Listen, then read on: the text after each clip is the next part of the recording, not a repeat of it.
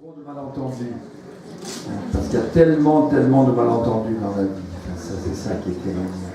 Et surtout chez des gens justement sensibles avec des émotions. Et si on ne répond pas comme ils s'attendent à ce qu'on réponde, eh bien voilà, ça veut dire que on ne se comprend pas, qu'ils sont tout le contraire, c'est tout ou rien, et on va que de relations de personnes, enfin on voit tant de familles par exemple, où tout d'un coup il y a une coupure sur souvent des malentendus, et tout le monde aurait envie d'être bien, et on va finir par ne plus se parler.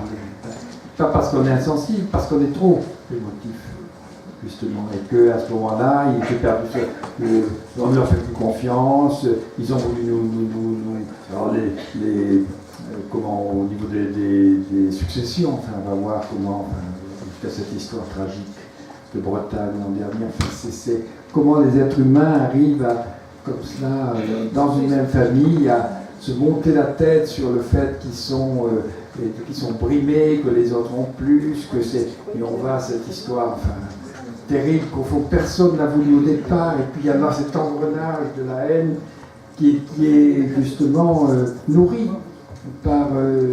c'est pas la différence, la haine, c'est tout le contraire. Ouais. Donc c'est tout ça qu'il faut... Alors, on a bien vu que dans vos questions, il y a cette grande inquiétude, qu'on soit très, très bien, de dire c'est bien d'être attentif à nos émotions, mais qu'est-ce qu'on va en faire et est-ce qu'on ne va pas être débordé? Mais c'est toujours la peur, parce que justement l'émotion, c'est ce qu'on contrôle moins, c'est ce qui risque de nous déborder, et c'est la vie, c'est ce qui fait de nous des êtres vivants et pas des ordinateurs. La grande différence c'est ça, c'est que l'ordinateur peut très bien lui avoir une activité réflexive, analyser les choses, trouver des données qu'on n'arrivera pas à trouver, mais il n'y a pas d'émotion. Et l'émotion, c'est ce qui nous relie au vivant. Et en même temps, ça nous fait peur, parce que voilà, ça nous entraîne, ça nous déborde, ça dépasse nos capacités de maîtrise. Alors on a bien vu qu'il y a cette inquiétude, oui d'accord, on parle des émotions, mais comment on va... Et là, je crois que ce qui peut nous aider à donner un sens, c'est de comprendre pourquoi c'est important les émotions. C'est pas que nous soyons émus, mais c'est que nous puissions comprendre, aussi être en phase, en empathie, on a parlé de l'empathie, avec ce que peut ressentir l'autre. Et que ça nous aide, nous, à ne pas rentrer dans ces malentendus, mais à le décoder, et à comprendre que derrière le refus, le repli, la violence, il y a une attente. Et c'est cette attente qu'on va essayer de remobiliser. Mais en se disant qu'à chaque fois qu'on voit quelqu'un et qui est en difficulté, qui réagit à la peur de ses émotions par ces conduites d'emprise que sont tous les troubles que j'ai essayé de vous dire, tous les troubles dits psychiatriques, qui sont des conduites au fond de maîtrise de la relation à l'autre par une forme de repli. Avec le modèle évidemment de l'addiction, des toxicomanies. Mais pour moi, les toxicomanies nous aident à comprendre le sens de l'ensemble des symptômes psychiatriques. Parce que justement, on prend un toxique, c'est une sorte de psychotrope qu'on se donne pour être moins mal. Pas forcément mieux, mais pour être moins mal et si possible bien. Et qui est donc un outil. C'est une façon de dire, oui, de se donner une sorte de médication. Le problème, c'est que cette médication, elle va entraîner une contrainte, petit à petit, pour des raisons où la chimie biologique joue un rôle. On va devenir dépendant, et c'est la contrainte. Là où au début, il y avait un certain choix, on dit, tiens, je vais prendre tel produit, ça va m'aider à être euphorique, à passer une soirée à m'éclater, ou à ne plus être trop angoissé. Et puis, ça va devenir une contrainte, c'est-à-dire je ne peux pas, c'est trop, je ne peux pas m'en passer. C'est trouver la bonne distance, c'est ça les émotions. Pas être débordé, parce que sinon, si on est trop loin, on n'entend rien. Et si on est trop près, ça fait trop de buzz. Enfin, bref, c'est ça, c'est trouver la bonne distance. Et tout va être là. Et c'est quelque chose d'artisanal, c'est pas quelque chose qu'on peut codifier une fois pour toutes. Et il faudra s'ajuster, justement, dans la rencontre avec l'autre. Et que le problème, c'est pas tant de montrer nos émotions, c'est de se dire, d'essayer de décoder qu'est-ce qu'il est en train, de quoi il est en train de se protéger, de quoi il a peur, et qu'est-ce qu'on peut nous relever d'émotions qui sont plutôt une ouverture, qui sont positives. Qu'est-ce qu'il aimerait, qu'est-ce qu'il aurait aimé. Encore une fois, s'il est déçu, c'est parce qu'il attendait autre chose. Vous voyez, en même temps qu'on voit qu'il prend des drogues, ça le protège, c'est sa façon de se soigner, mais c'est pathogène, c'est pas forcément nécessairement pathologique au début, c'est pathogène parce qu'il va petit à petit ne plus pouvoir le contrôler parce que biologiquement, chimiquement, la force du produit va exercer une contrainte qui fait qu'il a de plus en plus besoin et qu'il faut monter les doses et que ça va avoir un effet toxique pour lui. C'est ce que je viens de dire tout à l'heure dans la précédente intervention. Ce qui est problème, c'est que ça nous abîme. Et ça, c'est pas juste. Que pour se sentir, c'est ça qu'il faut leur dire. C'est pas que c'est mal d'avoir du plaisir par la drogue, c'est que vous allez, comme par la cigarette, vous allez vous abîmer. Et c'est pas juste que pour se sentir moins mal, on s'abîme. Nous, on sait qu'il y a d'autres moyens. Vous pensez que pour le moment, c'est celui qui vous aide le plus, mais on sait qu'il y en a d'autres. Donc, il faut être au clair là-dessus et comprendre que l'empathie qu'on a, c'est celle de ça, c'est que c'est pas juste. Il y a quelque chose de triste de voir que pour quelque chose qui doit vous apporter du plaisir, que vous prenez parce qu'il vous aide, et ça va vous détruire. Ça, c'est pas juste. Et ça va être le cas pour tous les troubles psychiatriques. Et vous avez vu que dans mon intervention précédente, au fond, pour moi, la toxicomanie, c'est presque un modèle des troubles psychiatriques. Tous les troubles psychiatriques sont liés à une contrainte émotionnelle qui nous pousse à essayer de maîtriser une peur, un malaise qui nous envahit, et on la maîtrise par ces conduites de fermeture et de repli sur soi, que sont la crise d'angoisse, que sont la phobie, quand on va tout d'un coup fixer toute notre angoisse sur l'araignée ou sur le vertige ou sur la phobie de l'école, ou sur, oui, ça vient cristalliser, ou les tocs, vous êtes obligé de vous laver les mains 10 fois, je vous le disais tout à l'heure, c'est une contrainte, c'est pas un choix. Et une contrainte qui fait qu'en le faisant, ça va un peu mieux. Et si vous ne le faites pas, vous risquez d'être débordé par quoi? Par la peur. Donc il y a quelque chose qui les rapproche de toxicomanie. C'est des conduites adaptatives, c'est pour ça que je parle de conduites adaptatives, mais pathogènes, parce qu'elles toutes nous coupent en partie de ce qui fait la force du vivant, c'est-à-dire l'échange, la co-construction. C'est un mode de repli, tous ces trucs-là. Je pense qu'on pourrait y revenir si ce n'est pas clair pour vous. Il n'y a pas de trouble psychiatrique, même l'état maniaque d'excitation. On sent très bien que ce n'est pas une relation avec les autres, c'est qu'ils sont tellement débordés par leur excitation que les autres sont phagocytés, ça devient, les autres, ça devient un magma uniforme de tous ceux qui les entourent. Et il faut parler, il faut s'exciter, il faut rencontrer. Ils ne peuvent plus s'arrêter, ils ne sont pas maîtres de tout ça. Vous voyez le côté de maîtrise que donne à la fois de débordement et de maîtrise de ce débordement par des comportements qui vous coupent de la relation. Et c'est le propre de tout, et ça va être le propre de la drogue. Au départ, vous buvez, vous faites la fête, vous avez un petit moment où c'est convivial, et puis ça tourne après à la coupure, à la rupture, Et ça, c'est pas juste. Donc c'est là-dessus qu'il faut pouvoir insister. C'est pas toujours net dans notre...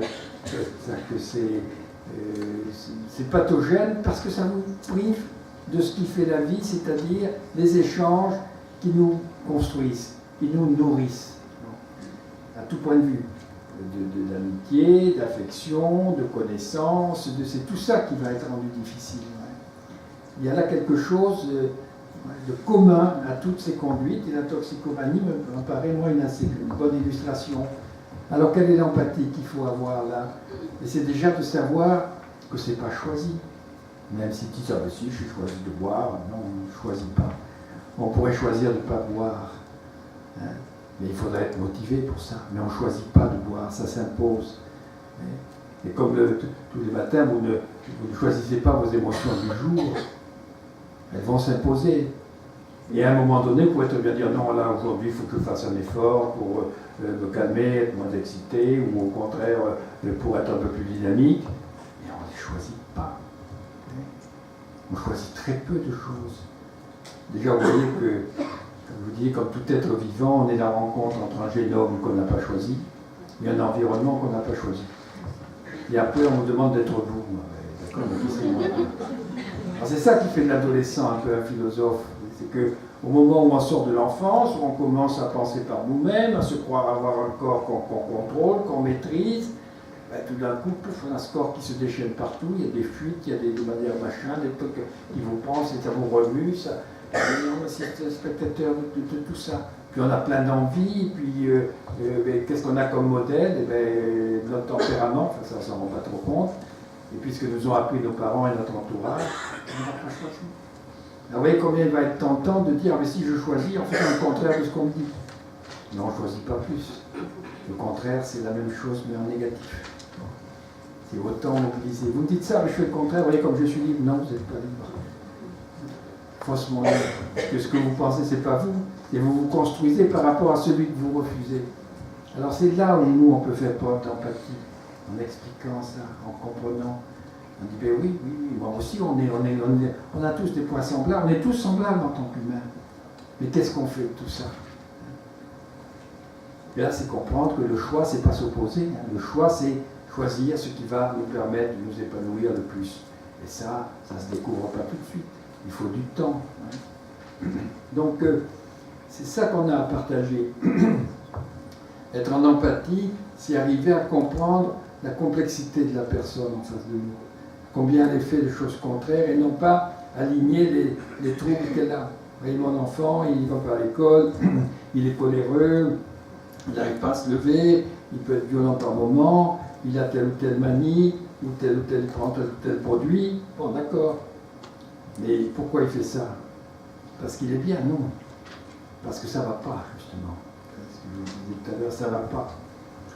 C'est toujours le fruit d'une déception. Sinon, on n'a pas besoin d'adopter ces conduites de maîtrise qui nous coupent des autres. C'est parce qu'on n'est plus dans la confiance avec les autres. Alors, c'est là où il faut pouvoir le comprendre, nous, éventuellement l'expliquer, en parler, donner du sens. Et puis de dire, pour vous voir s'y opposer, c'est que vous avez une sacrée énergie, là. Comme vous le disiez pour l'anorexie, il faut avoir beaucoup d'appétit, mais pas de nourriture. Il faut avoir des envies très fortes, et ne pas savoir comment les gérer. Alors c'est ça qu'il faut pouvoir, sur lequel il faut pouvoir jouer. Et de dire, là, je vous vois révolté. Mais si vous êtes révolté, c'est que vous auriez voulu quelque chose d'autre. Vous attendez quelque chose d'autre. Alors qu'est-ce que ça peut être?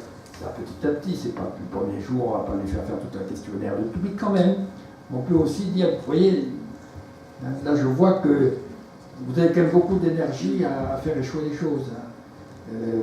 Qu'est-ce que vous aurez? C'est parce que vous avez envie, c'est parce que quelque chose vous a déçu, vous a... Comment on peut comprendre ça? Vous voyez, c'est ce partage d'une interrogation sur la vie qu'on peut avoir, qui est pas... C'est assez simple, parce que c'est toujours comme ça, c'est toujours assez pareil, en plus ou moins intense, bien entendu. Et voilà, dans ce domaine, encore une fois, c'est pas j'ai un rhumatisme aigu, j'ai de la fièvre, enlevez-moi ma fièvre. C'est voilà, la vie telle que je la vis, ça va pas. Et il faut trouver des substituts. Alors si ça va pas, c'est parce qu'on a quand même une idée que ça pourrait arriver. Sinon on dirait ben, la vie est comme ça, il n'y a pas de choix, on est conditionné. Non. Donc voilà, chercher ce qui peut, en attente de quoi ils sont. Alors c'est là où on peut un petit peu s'identifier à eux, comprendre, dire est-ce que c'est parce que par rapport à ceci, par rapport à vos parents, par rapport à des envies, faire des propositions, on écoute, on lance comme ça éventuellement des idées, mais on essaie de donner un sens et de dire que derrière ce comportement, oui, il ne s'intéresse à rien, il fait la gueule tout le temps, c'est beaucoup de faire la gueule tout le temps. C'est une énergie formidable, là, il faut pouvoir le faire. Qu'est-ce qui fait que est comme ça? Qu'est-ce que c'est fort, hein? Ah, c'est là où on peut les mettre. Pourquoi? Surtout pas pour pas se moquer, c'est pas de la dérision.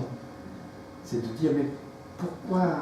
Presque un émerveillement, il y a quelque chose là de fort, de formidable. Et pourquoi c'est uniquement comme ça en négatif? Qu'est-ce qui vous a tellement déçu? qu'est-ce qui pourrait être bien? Il faudra qu'on le cherche, peut-être pas aujourd'hui, on va voir déjà ce qui ne va pas, comment on peut y remédier, mais il faut qu'on en parle, ça. Qu'on en parle aussi avec les autres. Hein. Qu'est-ce que vous auriez? Quelle serait votre vie que vous imaginez? Hein. Et je demande souvent, moi, sans être en besoin d'être psychanalyste, d'avoir fait tout ça pour le faire, je demande souvent, notamment en fin d'entretien, quand on arrive, un peu de dire à la fin, comme ça, dire racontez-moi un rêve ou un cauchemar, là, le dernier que vous avez eu. Oh ben non, j'en ai pas. Vous êtes sûr, on n'est pas comme ça? Oh non, je ne vois pas. Mais il est bien rare que tout d'un coup, ça ne vienne pas. Hein. Et de me dire, vous voyez une jeune fille comme ça qui était en échec, comme ça, en conduite, où elle s'était laissée aller, elle était bonne élève, elle était échouée, elle prenait de la drogue, elle s'était scarifiée, elle était dans cette dérive comme ça, où elle se coupe du reste, prenait de la drogue, bon, tout ça parce qu'elle avait aimé un garçon qui faisait ça, et pour se rapprocher de lui, elle avait eu ce comportement, mais si elle avait eu ce comportement, c'est bien parce qu'elle était déçue de quelque chose d'autre. Voilà. Donc, elle était dans cette situation, je lui demande un rêve, racontez-moi. Oh, elle me dit, c'est idiot, les rêves s'arrêtent, c'est complètement idiot, c'est que je mange des cookies. Je mange des cookies. Ah ouais, bon, pourquoi les cookies comme d'où ça vient? Ah ben si, c'est ma grand-mère qui fait des cookies, et alors les yeux s'illuminent comme ça. Ah oui, quand j'allais chez ma grand-mère, on mangeait des cookies, et moi maintenant je savais les faire d'ailleurs, et ben voilà, c'est pas anodin. Bon, les cookies, vous voyez que c'est pas assez idiot que ça, c'est tout ce souvenir où vous étiez la petite enfant, câlinée. C'est là où on peut parler d'émotion, aller un peu au-delà. C'est pas dire, bon, vous avez mis votre grand-mère, c'est bien, je me note votre grand-mère. Non, je veux dire, c'était bon, est-ce que c'était bon ça, est-ce que vous pouviez les faire? Non, quand je l'ai fait dire avec ma grand-mère, ça marchait, mais quand je l'ai fait à la maison avec ma mère, elle ratait tout, c'était tout le temps raté. Bon, c'était, vous voyez, c'est tout un lien qui va, tout simplement. On peut le suivre tranquillement. Alors un rêve, ah ben dis, un rêve, non, je vois pas, un rêve, ah ben non, je vois pas. Ah ben, non, ça c'était les cookies, je lui demande un souvenir, ah ben non. Ah ben si, oh, ben c'est un mauvais souvenir, ça fait rien, dites. Ah ben si, j'avais 9 ans, on était avec mon père, comme d'habitude il avait bu, il était ivre, et on est parti en voiture, il y avait mon frère et mon petit frère et ma petite soeur qui étaient derrière, et moi j'étais à côté de lui. Et comme il était ivre, j'avais peur. Ça résumait tout son parcours. Effectivement, elle avait un père alcoolique, qu'il avait un peu abandonné, qui était parti, mais dont elle a pu voir à un moment donné, qu'au fond, comme elle, il disait quand il dit oui là maintenant, il ne m'appelle pas, c'est qu'il ne va pas bien, il doit boire. Et je lui dis ben oui, qu'est-ce qu'il a? Probablement qu'il a honte d'être comme ça et qu'il se sent malheureux. C'est vrai qu'il m'a dit un jour, finalement j'ai tout raté. Vous voyez, c'est tout ça. Il y avait derrière du contraire. C'est ça l'émotion. C'est pas dire, ben oui, le salaud, c'est votre père, il est vraiment alcoolique, vraiment c'est irresponsable, ça c'est pas bien du tout. Non, c'est pas bien, c'est pas que j'appelle l'alcoolisme, mais c'est de dire quelle tristesse, et quelle attention. Et après elle vous dit, quand elle parle, ben oui, comment il vous appelait petite fille? Oh, ben il m'a appelé Sibi, parce qu'elle s'appelle Sibi, elle disait Ciboulette, Similette, alors avec un sourire comme ça. Et puis même dit quand il buvait, il m'appelait, poupée. Poupée, ouais, déjà quelque chose d'assez incestuel, sexualisé. Poupée, alors elle le disait avec. Alors c'est toutes ces émotions qu'on voit sur son visage. On dit là, il y a quelque chose de très riche, des contraires qui se sent. On ne va pas faire un commentaire très grand, mais on dire, bon, c'était très dur, vous étiez bon, et vous avez trouvé quelqu'un avec qui vous êtes parti là. Qu'elle avait rencontré lors des punitions à l'école, ils étaient ensemble en retenue, bon, d'un coup elle a essayé de lui plaire, et bien il était lui, buvait, il prenait de la drogue, il a retrouvé son père d'une certaine façon. Bon, c'est évident pour tout le monde, sans que ce soit... Bon. Et ça, on peut partager des choses comme ça, écouter, on n'a pas besoin d'en faire des choses, mais de dire... de voir quoi, mais qu'elle est forcément, ce qu'elle est forcément, c'est-à-dire tiraillée entre des désirs contraires. Hein? Et quand on lui demande qu'est-ce que vous voulez devenir plus tard, on dit je vais être avocat. C'est bien, avocat, c'est très bien. Je veux défendre les enfants qui sont maltraités. Bon, voilà. Alors, si vous commenciez par être votre avocate, Et déjà, ça serait chouette de prendre soin de vous, déjà, la première chose. Après, vous pourrez y aller comme ça. Ouais, c'est des espèces comme ça de jeu, où à la fois c'est des choses très lourdes, très fortes, mais qui ne sont pas non plus aussi dramatiques que ça, parce que derrière cette atteinte, il y a des attentes formidables. Il y a tout pour que ce soit autrement. Et c'est ça souvent qu'il faut voir comment les contraires cohabitent. Et dès qu'il y a quelque chose de fort dans la destructivité, c'est qu'il y aurait quelque chose de fort dans ce que j'appelle la créativité, c'est-à-dire la rencontre, l'échange. Ça, c'est la déception, je vous l'ai dit tout à l'heure, ça se nourrit de la force de Jonathan. Ceux qui attendent peu de la vie, ils ont peu de chances d'être déçus, c'est déjà un avantage. Ils n'ont peut-être pas une vie très... Bon, c'est pas négatif ce que je dis non plus, on n'a pas forcément à être excité tout le temps par la vie, bon, et ceux qui attendent, voilà, la déception, c'est terrible. Et je dis, c'est pour ça que la déception, c'est comme le cancer qui se nourrit de la vitalité des cellules jeunes, parce que les cellules différenciées se dédifférencient quand elles deviennent jeunes, et c'est comme ça qu'elles envahissent tout et elles tuent. Et bien, la déception, elle se nourrit de la force de l'attente. Et l'attente, c'est la vie. La vie, c'est une longue attente, avec des réalisations. Et quand on est déçu et qu'on attend beaucoup, alors il y a à ce moment-là la tentation de retourner tout contre soi. Voilà, c'est ce qu'elle faisait. Mon père m'a déçu, ma mère m'a déçu, moi je me déçois, et c'est pire, je me déçois. Alors, voilà, je m'évade comme ça, j'essaie de surnager.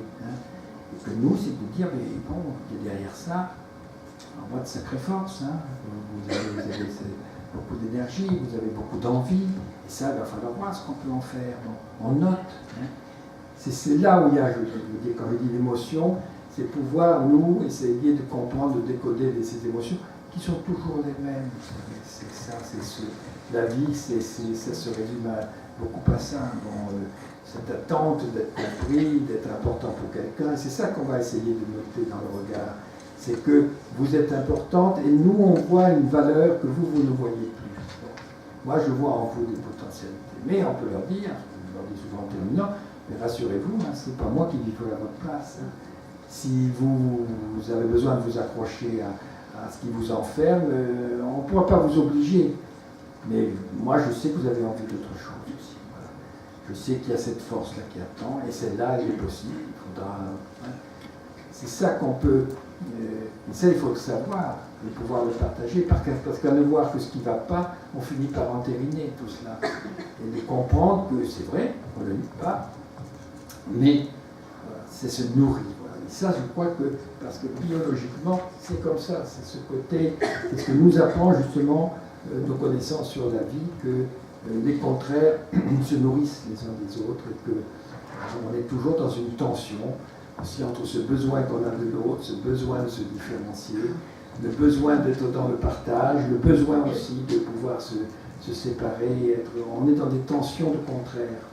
Et ça fait la richesse du vivant. Alors, on n'est pas là pour nous déballer nos sentiments, mais pour accueillir et ouvrir. Et c'est vrai qu'il faut quand même, pour pouvoir le faire, il faut avoir aussi, nous, une conception, une représentation de ce qu'est la vie. Et c'est ce qu'on évoquait aussi tout à l'heure. Il y a une dimension philosophique, si vous voulez, à donner, c'est-à-dire quel est le sens du vivant. Et je trouve que depuis, en effet, une cinquantaine d'années, les apports de la biologie sur la complexité, on parlait aussi après dans la pause d'Edgar Morin, avec la notion de la complexité, il y a tout un courant actuellement qui montre qu'on n'est plus dans le binaire, il y a le bon, il y a le mauvais, il y a le diable, il y a le bon Dieu, c'est pas ça, c'est la tension entre les contraires. Et c'est ça qui fait de complexité, il faut se nourrir des autres et se différencier des autres, il faut pouvoir être dans la générosité et l'ouverture et savoir aussi se différencier, se séparer, pouvoir exister indépendamment de l'autre. C'est une tension, là. Le vivant, c'est une tension entre des contraires.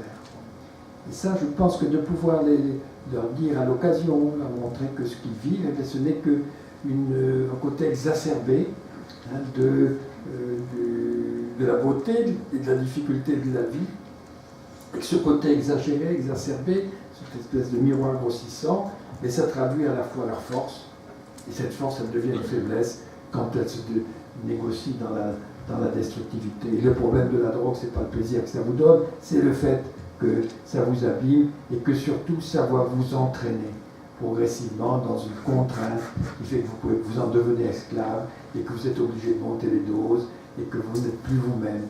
Et encore une fois, c'est ce qui se passe pour l'ensemble des troubles psychiatriques. C'est pas forcément que la drogue, c'est là aussi.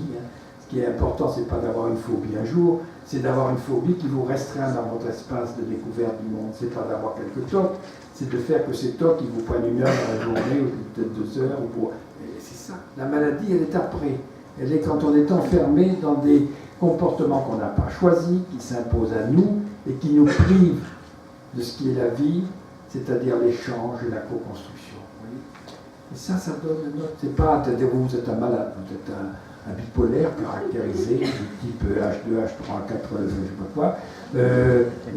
Donc vous avez, oui, des contraintes qui sont liées à ce gène et qui vous donnent justement cette possibilité de bipolaire qui témoigne d'une énergie. Et quand cette énergie elle se transforme en peur, en repli sur vous, c'est pas juste. Et ça, c'est là où il y a des médicaments, des psychotropes, qui sont des outils de liberté, qui sont avant tout cela, ce pas des contraintes, c'est des outils pour vous libérer des contraintes, et qui passent par certaines contraintes peut-être, mais pour pouvoir vous libérer. Et là, c'est important d'avoir l'esprit clair, de ne pas toujours être partagé. On nous donne des médicaments, mais c'est de la chimie, c'est dangereux, c'est mauvais pour vous. Non, c'est des outils de liberté qui actuellement vous permettront d'être moins dépendants de... On n'en a pas pour tout, on en a pour certains, et ça, c'est déjà quelque chose. Et que, qu'est-ce qui nous rend aussi indépendants, c'est le fait de savoir. Alors on parlait aussi, vous disiez dans les questions tout à l'heure, l'émotion et l'excitation. Mais l'excitation est une forme d'émotion et tout ce qui est une expression, tout ce qui nous met en mouvement, tout ce qui nous meut, pas comme la vache, mais vous voyez, qui nous meut comme ça, tout ce qui nous meut, c'est des émotions. Alors, c'est ça qui fait bouger. C'est que ça oblige à aller vers ça nous met en mouvement, voilà, l'émotion. Ça nous met en mouvement, motion and emotion, il y a Peugeot qui dit ça, je crois, mais c'est ça. C'est-à-dire, voilà, ça nous mobilise, ça nous meut, parce que ça éveille des circuits appétitifs ou aversifs. Et ça nous pousse à la rencontre avec l'autre. Et tous les sentiments, après ça va se décliner de façon de plus en plus nuancée. Alors des émotions basiques, je vous dis pour moi la peur et la confiance, c'est les deux émotions de base. Mais après ça va se décliner en des tas de nuances. En effet la joie, puis selon les appétits sexuels, les appétits de nourriture, le besoin de tendresse, enfin il y a une nuanciation, mais ça reste quand même dominé par des bases communes. Est-ce que je peux aller vers l'autre ou est-ce que j'ai trop peur? Et quand on a peur, la réaction basique, c'est de retrouver un pouvoir, de se replier pour se défendre. Ça, c'est un pouvoir, c'est un principe même de la vie d'une manière générale. On va vers se nourrir de l'autre, appétitif, on a peur, on se ferme. Et en se fermant, on retrouve une maîtrise. Et chez l'homme, c'est par sa conscience qu'il a de lui-même, la possibilité de maîtrise, il le sait. On a le pouvoir de faire la gueule, on a le pouvoir de claquer la porte, on a le pouvoir de rompre les liens, on a le pouvoir de... Ça, on s'en rend compte, c'est devenu, ça s'est décliné d'une manière encore plus vaste que je dirais que la relation positive, que la relation d'amour. Dans la destructivité et la rupture des liens, on a une infinie de nuances de ce qui menace, qui menace notre narcissisme, notre territoire, l'humiliation, la honte, l'envie aussi qui fait qu'on se sent rien par rapport à l'autre. Vous disiez cette phrase je vous l'ai dit tout à l'heure de Shakespeare, Iago à propos d'Othello, sa beauté quotidienne me rend laid, il faut qu'il meure. Alors on voit comment justement l'autre, l'envie, va pouvoir conduire comme ça des conduites insupportables, la jalousie. Alors avec des formes très diverses, mais le principe de base c'est toujours pareil. C'est que quand on a peur, il va falloir maîtriser. On ne peut pas maîtriser en allant vers l'autre et en lui disant je t'ouvre les bras, là vous ne maîtrisez pas. Ou alors je les ouvre pour mieux les refermer, mais ça ne dure pas longtemps dans l'amour. Ça va tuer la vie. L'emprise tue la vie. Et là, le mouvement, je crois que le prototype de ce mouvement de captation de ces enfants de 2 ans qui, au lieu d'aller à la crèche ou d'aller se coucher, se cramponne à sa mère. Et on dit, mais c'est parce qu'il aime sa mère. D'ailleurs, s'il pouvait parler, il dirait ça, c'est bien des idées de psychiatres, ils sont complètement ravagés, pervertis. Écoutez, quand même, franchement, pourquoi vous voulez bouger tout seul, embêté dans mon lit avec ces crétins à la crèche, alors que j'ai la plus belle femme du monde pour moi, et qu'elle n'est pas loin de penser que pour une fois qu'il y en a un qui tient à elle, elle n'est pas prête de lâcher. Alors, non mais bon, franchement, on va laisser nous vivre notre vie, quoi. Enfin, vous allez chercher du mal partout. Mais non. Non, parce que cet enfant, très vite, il va s'aliéner à la mère. Voilà. Que ce besoin de se cramponner traduit non pas l'amour, il n'aime pas ni moins ni plus que celui qui va se coucher ou à la crèche, mais il a peur. Comme s'il n'y avait pas de sécurité suffisante, d'attachement sécure, et que s'il quitte sa mère, qu'est-ce qu'elle va devenir? Donc il y a là de l'anxiété, c'est l'anxiété qui nous agrippe. Quand on s'agrippe, c'est par anxiété. Ça n'empêche pas l'amour, il peut aimer l'autre autant que l'enfant qui le quitte. Sauf que petit à petit, plus il va être obligé de contrôler sa mère, plus il va se sentir aliéné par elle, et plus ça va devenir intolérable. Et au bout d'un moment, le besoin de la mère va faire supprimer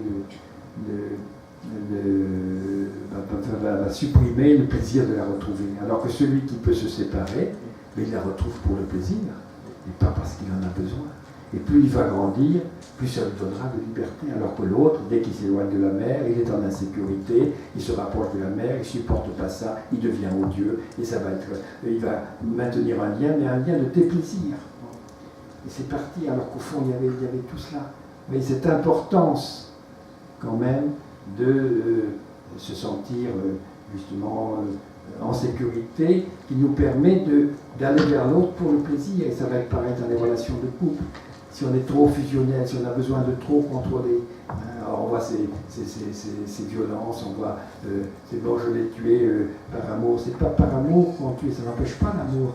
On tue parce qu'on a peur que l'autre vous échappe, qu'il ne soit plus à vous. Et que c'est un tel désastre. Et ce désastre, on va le créer. Parce que du coup, si elle est morte, c'est fini. Vous voyez, tout est comme ça. Et on se dit, mais quand même, enfin, que c'est tragique ces malentendus. Et ça, quelquefois, on peut le faire partager aussi si on le sait. On a le droit d'en discuter, je pense. Où est-ce qu'on va parler comme ça actuellement dans la vie? C'est pas avec les parents, d'ailleurs, ils ne sont pas faits pour ça parce qu'ils sont c'est trop chaud, trop important. On peut de temps en temps comme ça, un peu en groupe, voilà, mais on ne va pas commencer à dialoguer trop comme ça.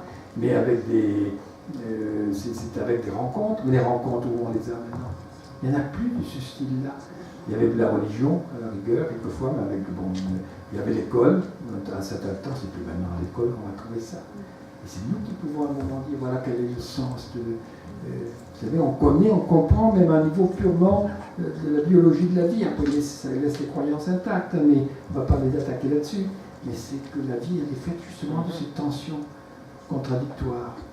Alors, c'est important de les partager et de ne pas vous laisser. Mais il faudra que vous arriviez à en être convaincu. Alors là, je repense, je marche un peu beaucoup par l'association, mais justement, c'est comme ça, je pense qu'on peut aussi fonctionner.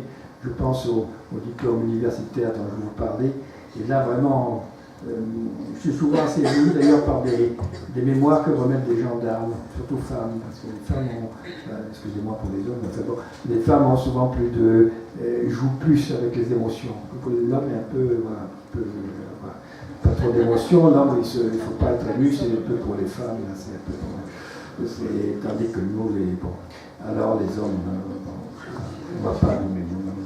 Peu importe. Donc on a très peur de lâcher les sphincters, là, avec le et oui, mais c'est vrai, oui, qui pleure, et quand on arrive, on a eu un jour un ministre de l'Intérieur, fort bien d'ailleurs, il y a peu de temps, pas quelques années, qui avait pleuré un enterrement type égorgé, alors dire quand même, ministre de l'Intérieur qui pleure, parce que c'est sérieux, ça fait quoi, que justement être en accord avec ses émotions, mais oui, c'est une force. De pouvoir les accueillir, oui, il était triste. C'est pas pour autant qu'il va être pris d'une diarrhée incoercible. Mais c'est ça qui t'associe. Enfin, il se lâche, ce que je vous l'ai dit à propos des règles. Enfin, bon, voilà, c'est tout ça qui ressort derrière, des peurs archaïques. On est plein de tout ça. Et je reviens donc à cette jeune femme de 35 ans qui avait fait le DU, donc, et qui me dit, oui, elle s'occupait du processus Mélanie, vous savez, de déclaration des enfants qui sont objets de violence sexuelle. Alors on leur demande surtout qu'est-ce que vous a apporté le DU, qu'est-ce qu'il n'a pas apporté, par rapport à votre pratique et votre expertise. Elle me dit, mais oui, bon là-dessus, ça m'a été, mais je me suis dit, c'est plus sur un plan personnel, parce qu'il se trouve que j'ai 35 ans, j'ai divorcé, j'ai 3 garçons, le divorce est bien passé en ce sens que c'était d'un commun accord avec mon mari et on est en bon terme, on n'a pas chacun pris sa distance, mais j'ai le petit qui a 14 mois, le dernier, il pleure tout le temps. Tout le temps, tout le temps. Ça fait 5 fois que je vais chez le pédiatre, qui à chaque fois que je le vois me dit mais il va bien, et plus il me dit ça, plus je m'angoisse. Parce que je me dis s'il va bien, s'il n'a pas de trouble somatique, ça veut dire que c'est avec moi. Comment, en croyant la rassurer, il va bien, il inquiète parce qu'il dit mais alors c'est moi qui ne vais pas, qu'est-ce qui se passe? Et là, vous avez dit que le symptôme, à un moment donné, vous avez dit que le symptôme, c'était pas fait pour embêter les autres, c'était pas d'abord contre les autres, c'était un moyen d'être moins mal. Et parce qu'on en a besoin. Mais c'est pas pour embêter. Hein. Parce qu'on a tendance à pas penser, y compris dans les équipes ou tout ça. Ouais, t'as encore fait ça, et t'as vu celui-là, puis c'est cassé avec toi. Mais non, c'est pas aussi contrôlé comme ça que ça. Hein. C'est pas voulu, voilà, c'est un moyen de décharge immédiate. Et elle me dit donc, Julie, 14 mois. Alors je lui ai dit, écoute mon petit chéri, moi je te trouve adorable, je suis content de toi, tout va bien, et puis tu pleures. Je ne comprends pas, tu as vu le médecin dit que tout va bien aussi, donc sans doute que tu as besoin de pleurer. Alors tu sais, c'est là où elle fait une alliance, où elle ce côté génial qu'ont les gens, on parlait tout à l'heure de ces personnes que vous avez eues avec vous, qui vous ont accompagné, c'est-à-dire les gens ont un potentiel énorme que souvent on ne va pas utiliser. Et là, elle va faire du Winnicott toute seule. Ça n'a pas besoin d'avoir lu Winnicott. C'est-à-dire, elle va très bien dire, Winnicott c'est une référence pour nous qui connaissent, mais bon, qu'est-ce qu'elle veut dire? 14 mois. Elle ose me dire, mais écoute, je ne comprends pas. C'est-à-dire, elle leur fait un allié, elle partage. Elle dit, moi je te trouve très mignon, tu es adorable, bon, mais tu as besoin de pleurer sans doute, et je ne comprends pas pourquoi. Tu sais ce qu'on va faire? Quand tu sens que tu as besoin de pleurer, tu me le dis. Je vais te mettre dans ta chambre.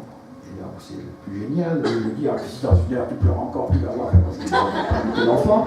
Elle lui dit, et dès que tu n'as plus besoin de pleurer, tu m'appelles, et je viens. Elle me dit, ça s'est arrêté net. Alors, je ne vous dis pas que ça marche à tous les coups. Mais vous voyez, c'est-à-dire que, et on comprend, c'est qu'il y a une alliance. Elle reconnaît ta besoin, ça ne m'inquiète pas a priori parce que je trouve que tout va bien, moi je ne suis pas fâché contre toi, et on va faire une alliance, mais je reste près de toi. Voilà, c'était ça. C'est-à-dire, dès que tu as fini, tu appelles. Et non pas, je reviendrai dans une heure et je verrai si. Oui. Dès que tu as fini, tu appelles. Et elle l'a trouvé elle-même, c'est pas moi qui l'ai dit, ouais. C'est-à-dire qu'on a plein de choses comme ça, qu'on ne sait pas utiliser parce qu'on n'ose pas, parce que quand on en parle aux enseignants, souvent ils sont pétrifiés. Ils vous disent, mais oui, pour des élèves, moi j'ai envie de...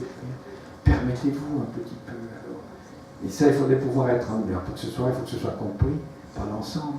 Et que les collègues ne vont pas dire, ben oui, c'est ça, c'est facile, hein, tu les embobines, tu commences à avoir des relations, puis c'est pour ça qu'ils t'aiment bien, puis nous, alors après, on se tape tous les trucs, ben voilà. Ben, comment ça va passer? C'est-à-dire la guerre des territoires. Et comment la direction va prendre ça? Et comment on va... Et on s'empêtre actuellement, on s'enlise, on est comme un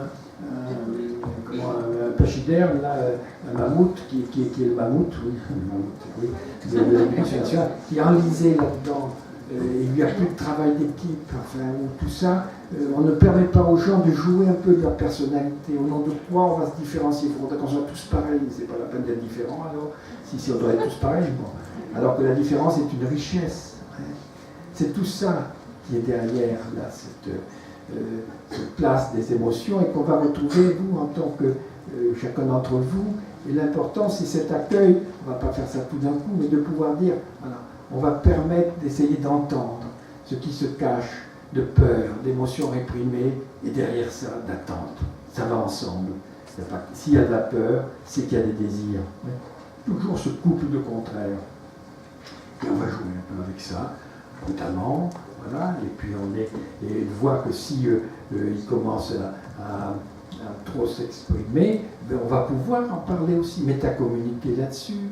Là-dessus maintenant, depuis qu'on parle de ça, j'ai l'impression que ça aussi ça vous inquiète, ou que vous avez l'impression que je vais vous laisser tomber avec ça, ou que de pouvoir parler de ce qui se passe assez tranquillement, qu'on a les moyens sans avoir peur. Hein. Donc je pense que là, il y a toute une... on est maintenant dans une nécessité où il faut que, dans toutes ces professions, au contact des jeunes, nous soyons des générateurs d'ambiance et des générateurs de sens. Alors pas dans le sens du moralisme, pas dans le sens des croyances, mais de sens sur quand même des plus fortes du vivant. Et que la vie, c'est nous qui allons la faire. Et qu'on a une capacité de choix. Et que ça va dépendre de... On n'a pas tout pouvoir, bien sûr. Justement, on ne maîtrise rien de la vie. C'est toujours au risque de la déception. Mais c'est à nous d'essayer de construire ce qui nous convient. C'est ça qu'on essaie de faire. C'est pour ça qu'on vous fait passer des moyens de connaissance, qui vous donnent des outils pour comprendre le monde. Et vous aurez à le construire. La vie, elle sera ce qu'on la fera collectivement. Et bon, on n'a pas un pouvoir de maîtrise, mais on a un pouvoir d'orientation quand même très très fort. Et le fait de voir le verre plutôt à moitié vide ou à moitié plein n'est pas neutre, parce que ça contribue à le vider ou à le remplir.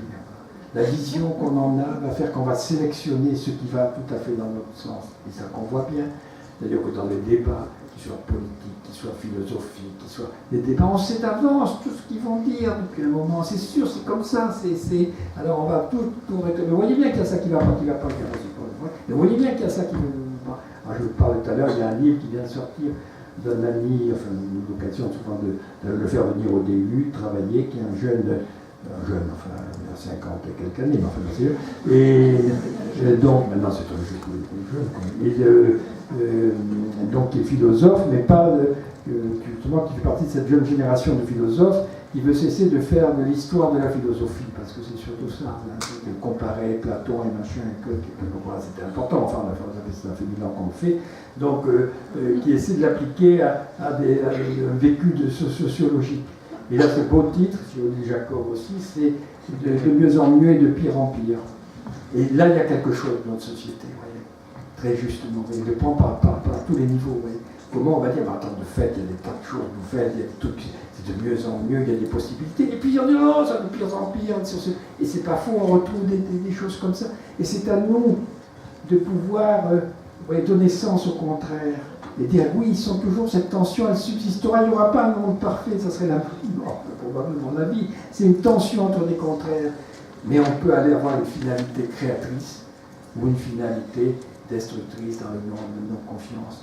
Et je pense, vous voyez, que cette philosophie, pour toutes ces professions dont je vous parlais, et pour tous les psys, elle est importante à transmettre. C'est-à-dire qu'il n'y a pas de neutralité. Moi, j'ai été quand même dans la génération des années 70, où il fallait attendre la demande pour pouvoir aller vers quelqu'un. Ah, il ne veut pas, il ne pas de demande. Et enfin, pour pouvoir demander, il faut déjà avoir un souci de soi, se donner une valeur, chercher à ne pas être uniquement contre. Aller mal, c'est toujours une demande. Personne ne choisit de se faire du mal. Ça, c'est pas un choix. C'est une contrainte. Bon, c'est tout à fait différent. Bon. Et donc, c'est à nous on ne peut pas être neutre à un moment donné. On dit, oui, c'est pas que ce soit pas compréhensible. Hein, oui, ça peut être une tentation de faire ça, mais c'est pas juste. J'aime bien ce mot parce que souvent les jeunes le voient, c'est pas juste, mais c'est pas juste. Que pour te sentir pas trop mal, tu sois obligé de t'abîmer. Jamais c'est nécessaire. On a des autres, ce qui vient qu'on ne peut pas éviter, mais nous on n'a pas à être le propre acteur de ça. Et pourtant c'est une tentation parce que paradoxalement ça nous redonne un pouvoir.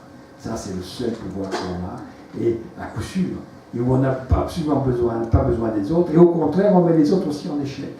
Et je ne crois pas que ce soit du masochisme, c'est-à-dire que le plaisir, il peut venir au bout d'un certain... Mais ce n'est pas le plaisir qui fait ça. C'est beaucoup plus basique que ça. C'est un besoin de retrouver un pouvoir qui nous rassure sur nous-mêmes. Et malheureusement, encore une fois, on le retrouve plus facilement dans la destruction que dans le partage et la construction. Et ça, c'est ce qui nous attriste. Voilà, donc un peu, je pense avoir un peu répondu... aux différentes questions, pas totalement, mais c'était implicitement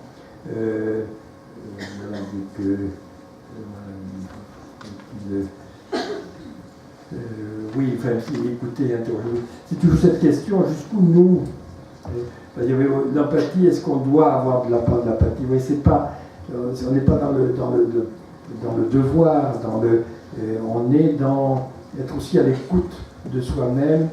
Et je pense qu'en effet, c'est important quand même que pour s'occuper des autres, on ait de l'empathie pour eux. Et c'est là où donner du sens peut nous aider à voir, parce qu'il y a des choses monstrueuses qui sont faites. Et on dit, mais c'est pas acceptable, mais qu'il y a quand même comment un être humain en est arrivé là.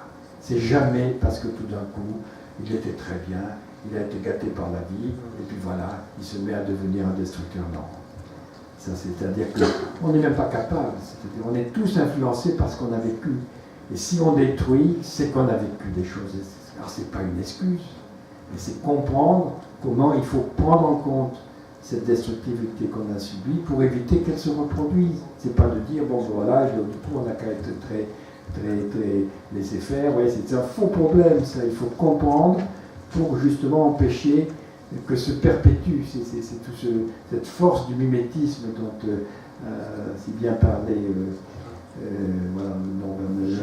Girard, voilà, la force du mimétisme, ça c'est prodigieux dans la nature. Chez tous les animaux, partout, le mimétisme est très très important, mais chez nous aussi, considérable comme ça. Comment on est influencé, répondre en miroir, tu m'as fait ça, mais je te le aussi. Pour les guerres civiles, c'est ça. Il a tué quelqu'un de ma famille, donc moi je vais en tuer deux de chez lui. C'est vrai qu'il a fait, c'est vrai que c'est pas ça. Mais comment on va arrêter ce cycle qui perd peur? On le voit bien comment il est à l'heure actuellement dans des pays, enfin de façon atroce, où tout le monde y perd. Il suffirait qu'ils disent, mais arrêtons cette folie. Et on pourrait s'entendre sur les questions de territoire et on pourrait, c'est pas ça qui est le plus. C'est qu'après il y a cette panique que si on ne n'est pas le plus fort, alors on va être bouffé. Quand est-ce qu'on sortira de cette peur et qu'on pourra dire, attendez, nous, on a d'autres moyens de régler que ces choses catastrophiques où tout le monde va y laisser des plumes. Pourquoi? Et Dieu sait si on a été servi. Hein. Mais là, on continue à dire, voilà, il faut remaîtriser, voilà. Au lieu de donner du sens et se dire, on va se mettre autour d'une table, et c'est possible sans être humilié. C'est possible. Hein. Et ça, je pense qu'il faut que nous le fassions. Partager, mais en comprenant que ceux qui ne vont pas bien, ceux qui n'y vont pas parce qu'on leur dit ça, cessent de porter le poids de ce qu'ils ont vécu comme drame dans leur enfance ou dans leur... simplement qu'on peut leur donner du sens en disant oui, ça a été vécu, mais il y a d'autres moyens d'arriver mais ça va être dur, ça va prendre du temps, parce qu'il y a énormément de confiance, mais c'est à nous, justement, d'arriver à apporter une solution et à les aider par les différents outils qu'on a de l'ordre de l'activité, du partage, en les utilisant le mieux possible, et que tout ça, ça a la même finalité. Mais voilà, la vie, elle sera aussi ce qu'on a fait. Voilà, donc je pense que maintenant, on peut ouvrir la discussion et reprendre ce qui vous avez envie de reprendre d'abord et les commentaires que vous avez envie de faire.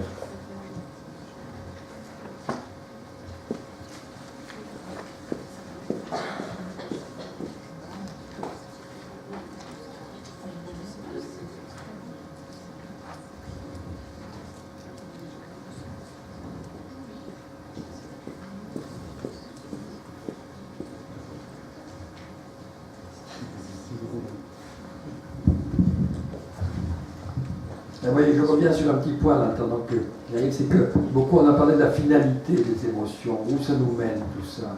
Et la finalité, c'est de trouver un but commun. C'est de dire, en tant qu'être vivant, vous avez envie, profondément, de construire quelque chose qui vous apporte du plaisir. C'est ça qui est la vie, c'est une rencontre qui épanouit les potentialités. Vous l'avez. Bon. Alors, ce que vous avez vécu a distordu cela. Mais ça reste à porter.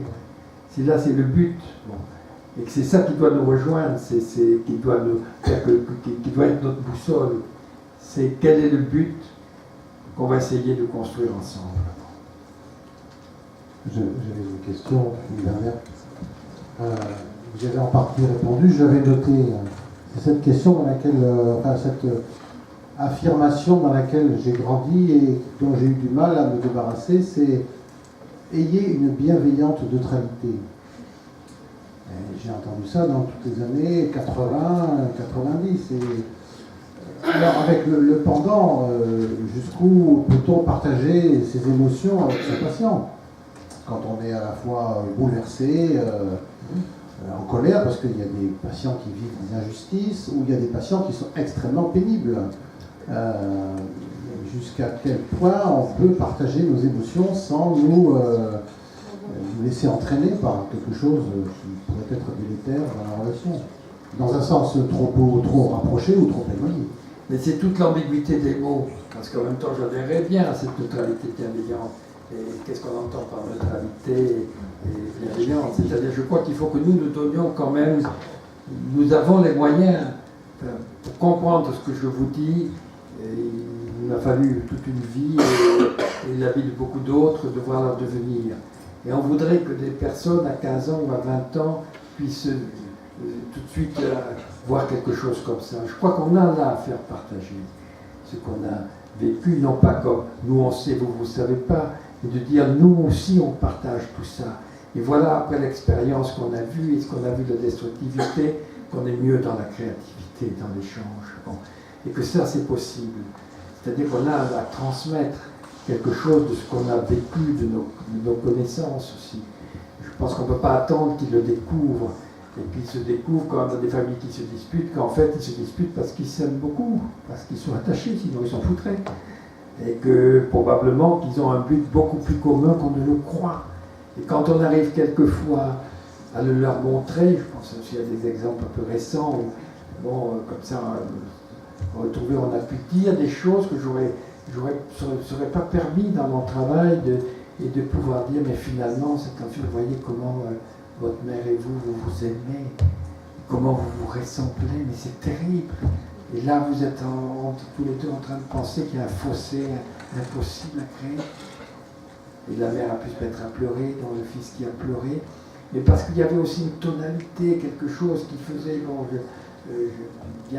et qui ont pu vraiment, tout d'un coup, assez vite, modifier un certain nombre de comportements du fait de cette intensité émotionnelle. Ouais.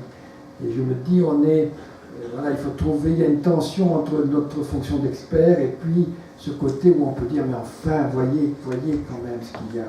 Alors, il faut le sentir, il faut attendre, mais il faut aussi s'autoriser à se fier un peu quand ce qu'on veut faire passer, c'est justement ce sens du but de la vie, qui est de plutôt partager du plaisir, de la satisfaction, que de s'entretuer sur des choses qui sont en partie chimériques, en partie imaginées, et que ma mère ne m'aime pas assez, elle préfère l'autre.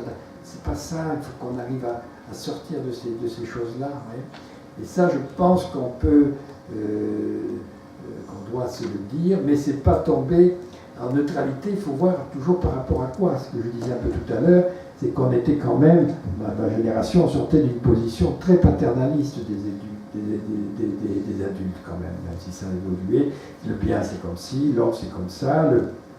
Alors on disait, mais donnez la parole un peu à ces jeunes, on est là, alors, il faut qu'au fond tu rentres dans le moule. Là c'est pas que tu rentres dans le moule, il n'y a pas, le moule est beaucoup plus ouvert, c'est tu entres dans ce dont tu as vraiment envie, ce que tu pourrais aimer partager avec d'autres. Et que là, c'est plus accessible qu'on le croit, c'est plus le moule. Alors c'est dans ce sens qu'on disait aussi neutralité, il faut les libérer de l'influence parentale, mais maintenant c'est plus pour eux l'influence parentale. Il faut donner, c'est pas non plus de retomber dans une situation de diktat, c'est de donner du sens. Je crois que ce qui remplace l'autorité d'autrefois, l'autoritarisme, disons, d'autrefois, c'est de donner du sens, voilà, et de dire c'est pas juste, voilà, que quelque chose te contraigne à gâcher des possibilités dont tu as en fait envie, auxquelles tu as droit. Et qu'il y a à se positionner de cette manière qui me semble assez sensiblement différent et qui n'est pas, tout en disant on n'aura pas le pouvoir. On ne peut pas forcer quelqu'un à aimer la vie ou à s'épanouir, c'est sûr. Donc on est toujours le plus fort, de manière générale. Si on veut casser, si on veut faire échouer, c'est signé d'avance. Je dis, si tu ne vas pas à l'examen, tu es sûr du résultat. si tu ne vas dans cette voie, tu seras sûr. Mais est-ce que c'est vraiment ce que tu attends ou ce que vous attendez? C'est dans ce questionnement-là. Et là, vous voyez que je prends un ton un peu particulier aussi. Ben, je crois que c'est... on ne peut pas le dire comme, bon, ben voilà, il y a statistiquement 30% qui, de toute façon... Voilà, on peut le dire dans un espèce de jeu de provocation. De toute façon, il y en aura 30% qui vont qui ont commencé comme ça, ils continueront à se gâcher. Il y en a 35 qui vont pouvoir un peu changer, 20 qui vont vraiment totalement changer. On peut aussi jouer là-dessus.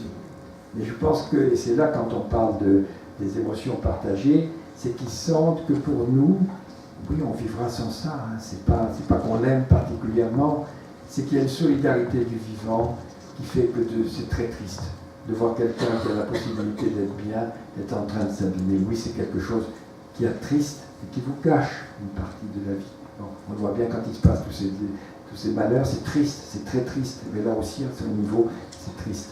Alors ça ne m'empêchera pas de vivre, c'est pas que je veuille que, c'est que je sais que tu serais mieux comme ça.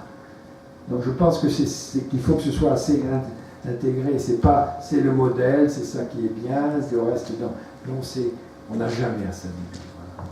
Je pense que dit comme ça, c'est des choses qui peuvent toucher même dans des classes. J'ai fait dans des classes de 5e, 6e, je pense, j'ai fait des interventions où j'ai pu parler un peu comme avec vous. Et on les voit pas mal répondre là-dessus. Sur, ben oui, cette tentation de se gâcher, sur le harcèlement, comment on va se servir de l'autre pour se décharger comme ça de ses peurs, de ne pas être à la hauteur, trouver un bouc émissaire, tous s'unir, le côté terrible de ces harcèlements.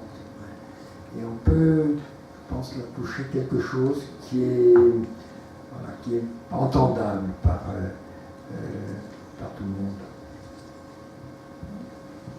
Question devant.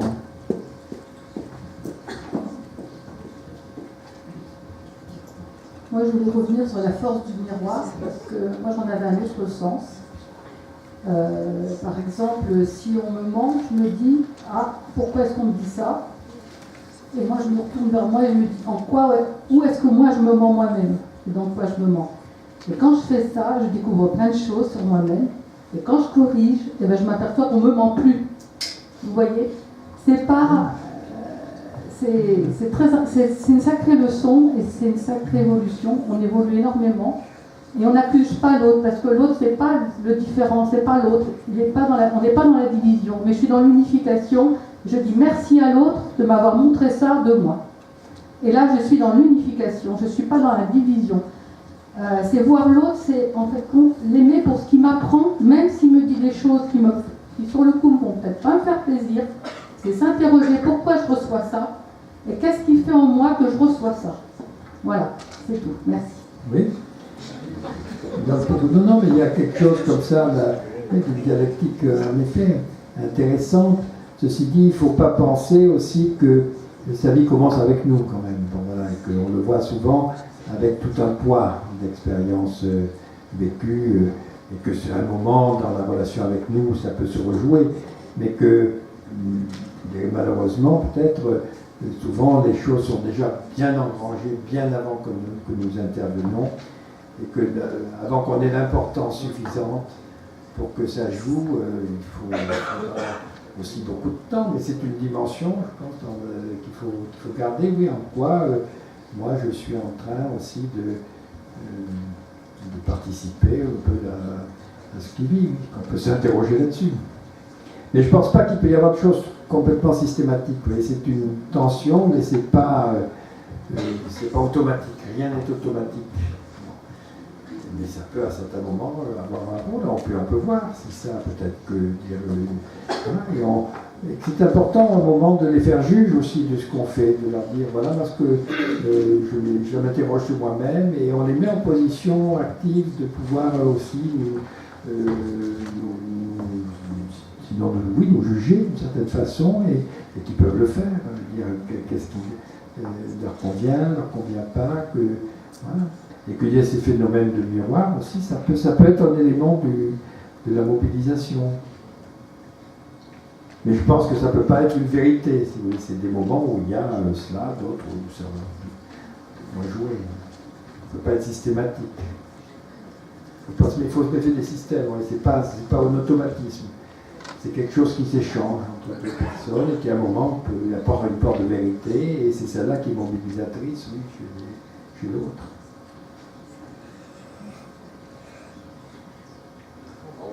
Monsieur Vallée, comment vous faisiez en pratique dans votre service pour unifier cette action-là par rapport aux ados? Enfin, comment vous protégez l'équipe? Comment vous faisiez de la supervision, des choses comme ça? Comment vous faites pour que toute une équipe vous suive dans ça? Ah ben, les fouets. Ça reste vraiment ça m'a vidé ceux qui suivaient. Non, mais ça ne se fait pas comme ça, c'est une ambiance. Il n'y a pas un truc, c'est-à-dire, on a des réunions très très fréquentes, bon, on a des réunions beaucoup, enfin, tous les matins, alors, pas avec tout le monde, mais enfin, 2 fois par semaine avec tous les patients du service, enfin, avec les soignants, où pratiquement, oui, on commençait la journée par une réunion, on la terminait par une réunion, et où on parlait des...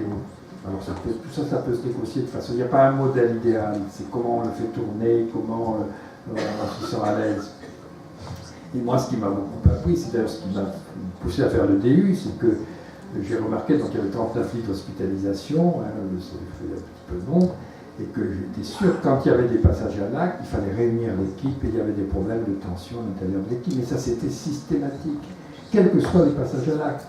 Et tout d'un coup, on se met à avoir des fugues, des bagarres entre eux, des tensions, des scarifications. Et il y avait dans l'équipe une tension qui s'était créée, montée, où il suffit de peu de choses pour que ça disqualifie, et qu'un soignant dissonne par rapport aux autres, on fermait la clé. Normalement, c'était ouvert, mais en fait, de temps en temps, on fermait la clé parce qu'on avait peur des fugues de suicide. Et que le soignant, puisque le patient demande « Pourquoi vous fermez la clé ?» et qu'on répond si tu arrives à le savoir, tu me le diras. Hein. C'est-à-dire de dire, tu vois ici ce qu'on fait, bon, ou tu vois d'où ça peut venir en désignant le balèze là, qui se prend pour Tarzan, là, qui pour Zorro, tu vois d'où ça peut venir. Et aussitôt après, dans les 3 jours qui viennent, on a comme s'il n'avait plus de sécurité, comme si ça libérait, si les choses n'avaient plus de fiabilité. D'un coup, ça filait comme ça, comme une chaussette qui file. Et on se réunissait, on parlait, il fallait retrouver qu'on se mette d'accord, et on peut dire que dans ce cas-là, il vaut mieux répondre, moi on fait parce qu'on a des inquiétudes, moi je ne l'aurais peut-être pas fait, mais là l'équipe a décidé, voilà, je le fais, point.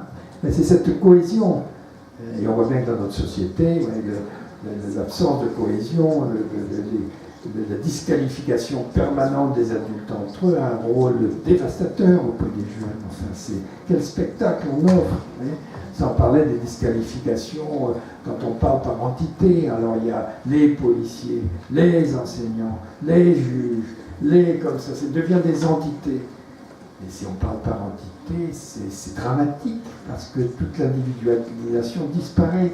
Et là, il n'y a plus que des forces comme ça, anonymes, dangereuses.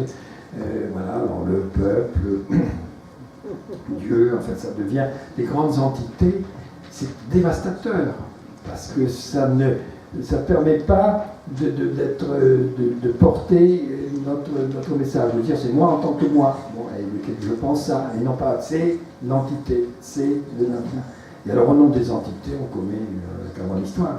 Pour l'écrire, parce que c'est même pas pour moi, je me sacrifierais presque pour mon entité, on ne vous en demande pas tant, Oui, c'est ce traitement où l'individualisation se perd comme ça dans des grandes catégories, et il faudrait vraiment qu'on redonne du sens. Je disais, je pense que ça serait... Je plaide pour qu'on refasse des équipes aussi. Je pense que l'enseignement, il faut quand même une équipe. Ça ne peut pas être un truc anonyme où on fait tourner ça comme si c'était une fabrique de cigarettes. Bon, c'est pas possible. Bon, il faut qu'il y ait un accord, qu'il y ait une optique commune, que les gens s'entendent sur. Et là, il y a une juxtaposition d'individualité. Alors autrefois, où il y avait beaucoup moins de monde, de candidats, où les gens savaient pourquoi ils allaient à l'école, ne serait-ce que parce qu'ils étaient quelques privilégiés qui y étaient, et où les gens allaient, chaque professeur pouvait être plus ou moins, d'ailleurs il avait ce modèle dans la tête, il pouvait distribuer son cours comme un coucou qui sort du nid, puis il repart, et puis c'était un peu un problème. Maintenant c'est plus possible. la moitié des élèves qui vont, ils ne savent pas pourquoi vont à l'école, ils ne savent pas l'intérêt de l'école, ils ne savent pas. Et c'est pareil dans les équipes, il faut qu'ils sachent pourquoi ils sont là, qu'est-ce qu'on va faire, quel est le but, voilà, et que là il faut donner du sens à ce qu'on fait, qu'il y aurait, je pense, tout un accueil, enfin il y a des endroits qui le font, hein, parce qu'au début on a eu quelquefois un principaux de très gros lycées. J'ai cru remarquer après que l'ambiance dans ces lycées qui pour 4000 élèves n'était pas mauvaise, que les enseignants se sentaient un peu solidaires, qu'il y avait, en respectant les différences, mais il y avait un sens qui était donné. Bon, il faudrait recevoir des familles, je pense, à chaque changement de cycle, faire un grand méchoui, peut-être une vie pour partager, pour dire voilà, pour nous ce qu'est l'école et qu'on a besoin de vous, les parents, on a besoin de vous, on a besoin d'aller dans le même sens. Il faut comprendre pourquoi ils apprennent, pas seulement pour avoir un métier qui a quelque chose. C'est tout ça qui est ces vérités-là. Et alors on n'a plus qu'une juxtaposition d'individualité, et les plus fragiles, ben, c'est les organismes. C'est partout pareil, c'est-à-dire c'est toujours la même chose que les organismes. Et qu'il faut que nous, voilà, c'est à nous de pouvoir montrer que là, ils participent d'une aventure qui est celle de la vie, et que là, il y a des acquis qu'il faut avoir, qu'il faut partager, auxquels il faut donner des sens, et qu'ils en valent la peine, et qu'ils ont en eux des potentialités qui seront éveillées que si on les met en œuvre. Hein. C'est pour ça pour toute la vie. Si vous c'est pareil pour toute la vie. Si vous mettez un noyau d'olive là ça va donner de la poussière. Si vous le mettez dans de la terre avec un climat qui convient, ça va donner un arbre, des fleurs, et puis c'est pareil. On le sait, c'est pareil pour nous. Hein. Ben nous c'est pareil, on est un génome, on a des potentialités. Vous savez que si on met un bandeau devant les yeux de l'enfant, en 3 semaines, il est devenu définitivement aveugle.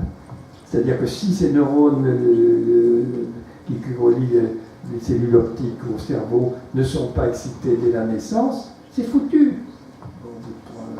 Il y a plein de choses comme ça qui ne se développeront que si on les stimule. La vie, c'est cette co-construction. C'est pas alors qu'on dit, mais si, ça c'est automatique, la vie, je ne compte pas du tout. C'est une potentialité, tout est une potentialité.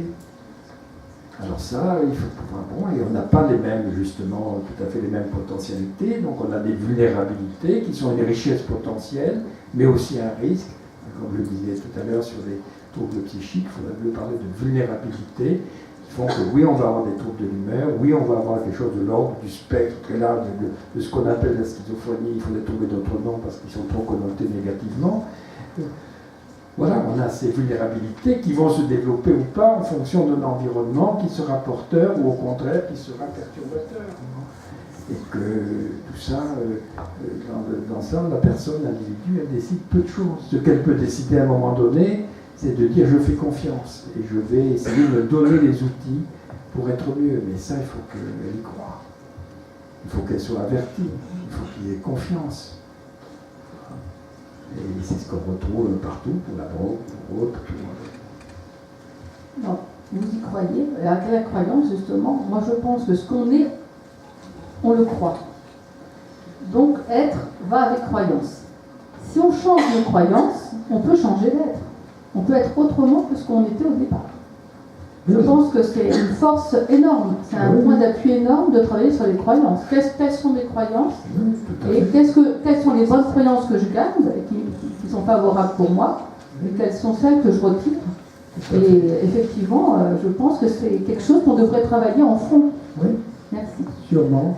Parce que les croyances, pour moi, c'est comme un acte. C'est-à-dire, ça nous redonne ce qui est primordial pour le vivant, et notamment pour l'être humain du fait de sa capacité réflexive, c'est-à-dire de se sentir acteur de sa vie. Alors, quand vous êtes comme ça, vous êtes acteur de 2 moyens, de 2 façons, en agissant, ou aussi par ce à quoi vous croyez. Qu'est-ce qui a de la valeur pour vous, et que vous allez essayer de développer, de cultiver, bien sûr. Et que les croyances, alors, comme toujours, les actes, ils peuvent être créateurs, ils peuvent être destructeurs. Les croyances, elles peuvent être créatrices, elles peuvent être destructrices. Bon. Bien sûr. C'est ça, ça reste après comme la finalité, elle n'est pas c'est vrai ce qu'on va faire. Alors on voit bien des croyances, le poids des croyances à l'heure actuelle, hein, ça y va, ça vous fait faire de très belles choses et des choses dramatique. Avec la même énergie. Et alors c'est là l'importance aussi de croire, est-ce qu'on va croire, d'accepter la différence comme une vraie différence et non pas comme plus ou moins. Alors sans arrêt, le différent, c'est est-ce que c'est plus ou est-ce que c'est moins. Ça, on a cette capacité de s'ouvrir à la différence qui est fantastique et en même temps on l'utilise très peu parce qu'immédiatement ça nous inquiète. Si c'est différent, est-ce qu'il est mieux ou est-ce que c'est moins bien? Et c'est pas le problème, vous voyez que pour tout, on va être sans arrêt en train de comparer. Et je vous disais tout à l'heure, c'est que le fait d'avoir dans cette conscience réflexive fait de nous des êtres d'addiction, c'est-à-dire qui savons que nous pouvons avoir toujours plus et que du coup on se compare sans arrêt. Et au lieu d'admettre qu'il y a des différences. Mais c'est plus facile, vous voyez, parce qu'immédiatement ça inquiète. Et plus on est insécure, moins on a de confiance, plus immédiatement ça va apparaître comme le danger. Alors on voit que ça n'a pas de limite. Enfin, toute l'histoire de l'humanité le montre, enfin, toutes les atrocités qu'on a pu faire devant la différence, la question raciale, même la différence homme-femme, enfin, c'est la difficulté de penser le différent autrement que c'est plus ou c'est moins. Et il y a encore peu de temps quand même, les gauchers, on leur attache le bras. Enfin, il y a pire, on ne les coupait pas quand même le bras, c'est déjà ça. Enfin bon, oui, mais les petits enfants qui naissent albinos dans certaines tribus africaines, il faut les tuer. Il y a un trafic d'organes qui s'est développé parce qu'on les récupère pour les vendre en morceaux, pour récupérer les cœurs, les reins, etc. Enfin, c'est bon, parce que c'est plus normal que de noirs naissent en blanc. Voilà, c'est vrai que c'est pas si surprenant. Mais c'est pas pour autant, mais si, ça va devenir dangereux. Et on a fonctionné comme ça et on continue encore à fonctionner. Plus qu'on ne le croit. La comparaison, tout le temps. On le voit bien au point de vue de la sexualité aussi, enfin, comme s'il y avait un modèle unique, comme si en effet d'être homosexuel, c'était quand même quelque chose. Voilà, on va dire, tout le monde va le devenir, alors comme ça l'humanité va périr parce qu'il n'y aura pas de renouvellement, enfin n'importe quoi. Parce que ça fait peur, on peut c'est sincère, ça fait peur. Parce que si on peut être autrement, alors moi, qu'est-ce que je vaux? Mais vous êtes autrement, c'est pas plus ou moins, c'est plus différent. La trisomie. Hein? Oui. Est-ce que vous pouvez nous dire quelque chose sur l'émotion numérique? Tout à l'heure, vous avez dit que l'ordinateur ne fabriquait pas d'émotion. Or, les jeunes passent beaucoup de temps sur les appareils numériques, à échanger, les réseaux sociaux, ici et là.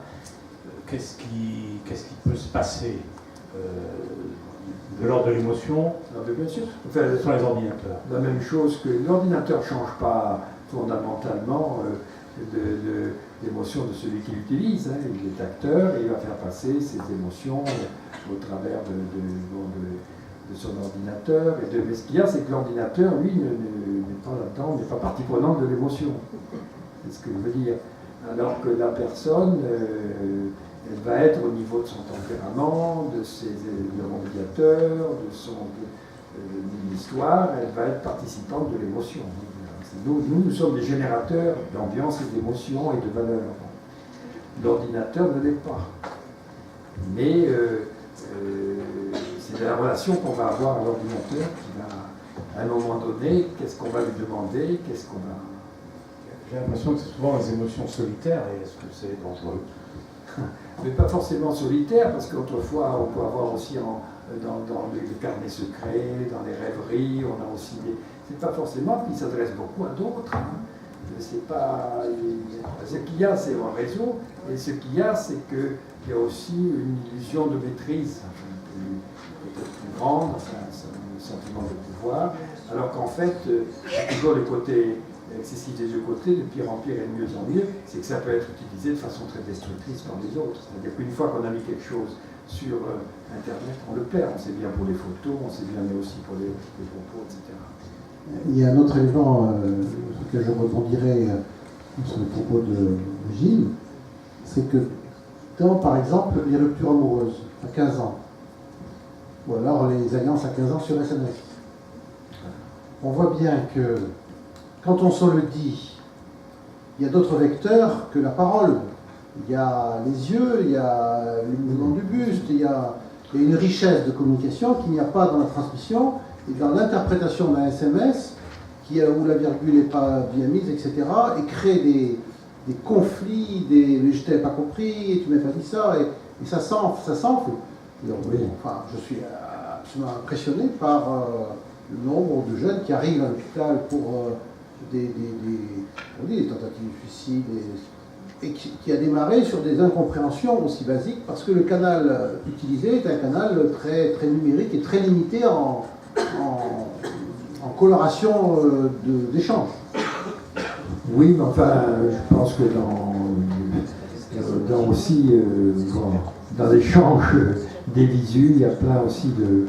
Ça ne manque pas quand même des malentendus Alors oui, ça rajoute d'autres, mais c'est pas ça qui me paraît le plus... C'est après l'utilisation perverse par les autres, c'est-à-dire on a déposé des choses qui vont être utilisées par des autres contre vous. C'est là où ça nous échappe. Et ça prend des proportions de diffusion tout à fait étonnantes, c'est ça. Et puis c'est l'addiction, c'est-à-dire que là, on peut indéfiniment chercher quelqu'un.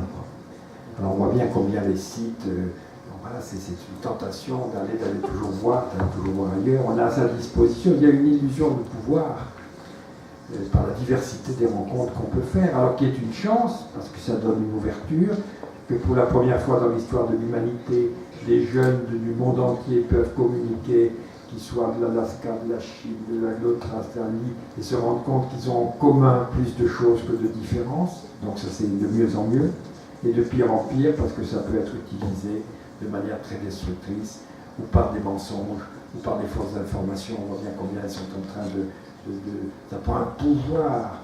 Alors on le voit à propos même des élections, vous voyez, comment tous ces tweets qui peuvent s'échanger, tous ces messages, il peut y avoir du bourrage de crâne à un point voilà, qui est encore plus grand. Donc c'est une ouverture formidable, c'est un risque à la mesure de cette ouverture. Et c'est, je crois, toujours comme ça. Bon, alors il va falloir trouver des parades, il faut le savoir, il faut aussi se préparer, mais la vie n'est pas un long fleuve tranquille.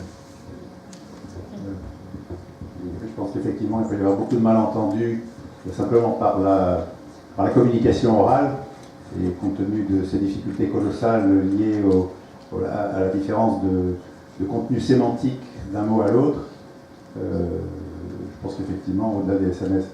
Je voulais vous poser la question, justement, dans ce prolongement, de savoir si vous pensez que la résilience est possible sans passer par la verbalisation. Compte tenu de la difficulté de nommer son émotion, de l'expliciter et d'acquérir un niveau de langage communicationnel possible, est-ce que vous avez des exemples de résilience qui ne soient pas passés par la case verbalisation? Vous voulez dire par rapport à Internet ou indépendamment? Non, indépendamment. Non, indépendamment. Oui, indépendamment. Mais oui, parce que ça aide bien sûr la verbalisation, mais ça dépend aussi de la valeur qu'on lui accorde. Et qu'il y a des verbalisations comme ça qui sont fluides, qui n'ont pas beaucoup de corps, j'allais dire, et d'autres plus. Et que oui, on peut s'en verbaliser parce qu'on retrouve confiance. Enfin, pour moi, la confiance joue un rôle, c'est tout d'un coup, on retrouve un appui, on retrouve confiance, quelque chose fait sens pour nous. Et puis, bon, on le verbalise plus ou moins. Et inversement, on peut verbaliser sans grand affect. Et ça sort, et puis c'est. Voilà, il faut qu'il y ait cette association entre le mot et les émotions qui l'accompagnent. C'est là où on retrouve cette base fondamentale de cette confiance qui fait que voilà, on l'emporte sur la peur.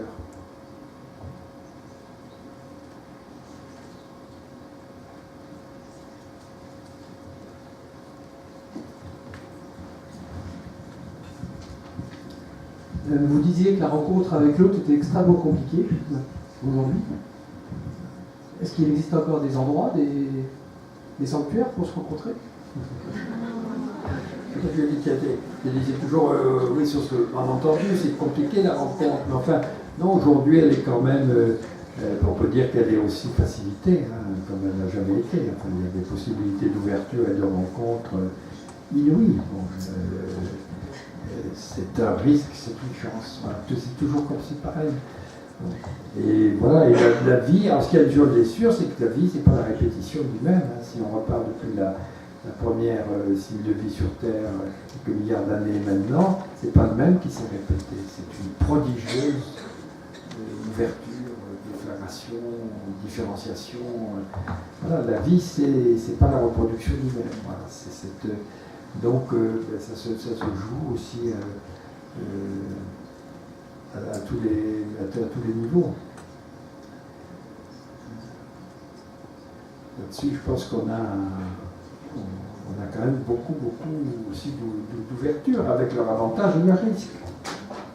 C'est ça qu'il faut savoir, et c'est à ça qu'il faut je pense qu'il ne faut pas vivre dans la nostalgie d'un passé imaginaire, mais il faut dire comment s'adapter au vivant. Ça a toujours été pareil, sauf que les conditions ont changé, avec avantages et inconvénients. Mais leur apprendre, voilà, de vivant, encore une fois, c'est pas la reproduction du même. Et quelle est sa finalité? C'est quand même cette co-construction d'un plaisir partagé et d'une transmission. Et voilà, ça reste vrai maintenant, avec d'autres moyens, mais c'est à nous en être les témoins et montrer ce qui est important, c'est l'ambiance. Parce que regardons quand même les ambiances qui sont véhiculées par les médias ou les ambiances familiales. Voilà. Alors quand il y avait des cadres extrêmement rigides dans des tribus très organisées, c'est la rigidité qui tenait lieu d'ambiance, avec le côté sécurisant et le fait que c'était des sociétés qui reproduisaient que du même et qui d'ailleurs en sont morts, parce que ça fait un temps et la reproduction du même n'a jamais permis de... La vie, c'est comme ça, c'est des mutations. Pourquoi? On n'en sait rien, c'est beau. Mais que là, on a aussi une chance formidable d'ouverture, de diversité, oui, c'est de mieux en mieux, mais il y a aussi des risques à la mesure de ce mieux. Bon. Et c'est ça qu'il faudrait pouvoir et donner une ambiance. Et la façon dont nous vivons les choses, bon, c'est pas tout pareil. Vous voyez, certaines ambiances familiales, quand vous rentrez, ça vous plombe.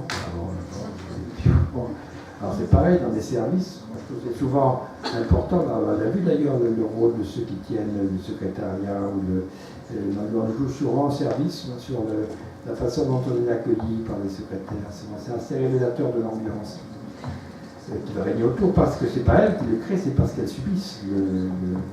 Elles sont le point d'émergence des tensions du service. Et on voit quand c'est aussi bien de ne pas venir que quand on est accueilli avec intérêt et ouverture. Et tout ça, c'est pas neutre. Pareil à l'école, pareil pour les enseignants, comment on va... Tout ça va énormément jouer. Alors c'est la faute à personne, il n'y a pas à stigmatiser, mais il y a à se dire on peut s'informer là-dessus. Et on peut faire un travail pour dire pourquoi il faut créer une ambiance qui donne envie.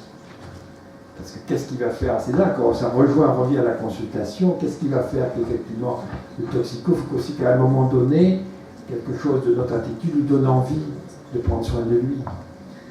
Et on voit des gens motivés, je pense au DU, là, c'est toujours ce DU qui pour moi est tellement révélateur des potentialités humaines, très différemment de ce que c'est quand on est un enseignant pour des experts, on s'enferme dans l'expertise et c'est nécessaire. Mais bon là, il y a une ouverture et vous voyez, actuellement au DU, il y a un tiers où des participants se payent le DU, c'est 800 €, les 2 jours par mois, 18 jours au total, sur des congés de travail.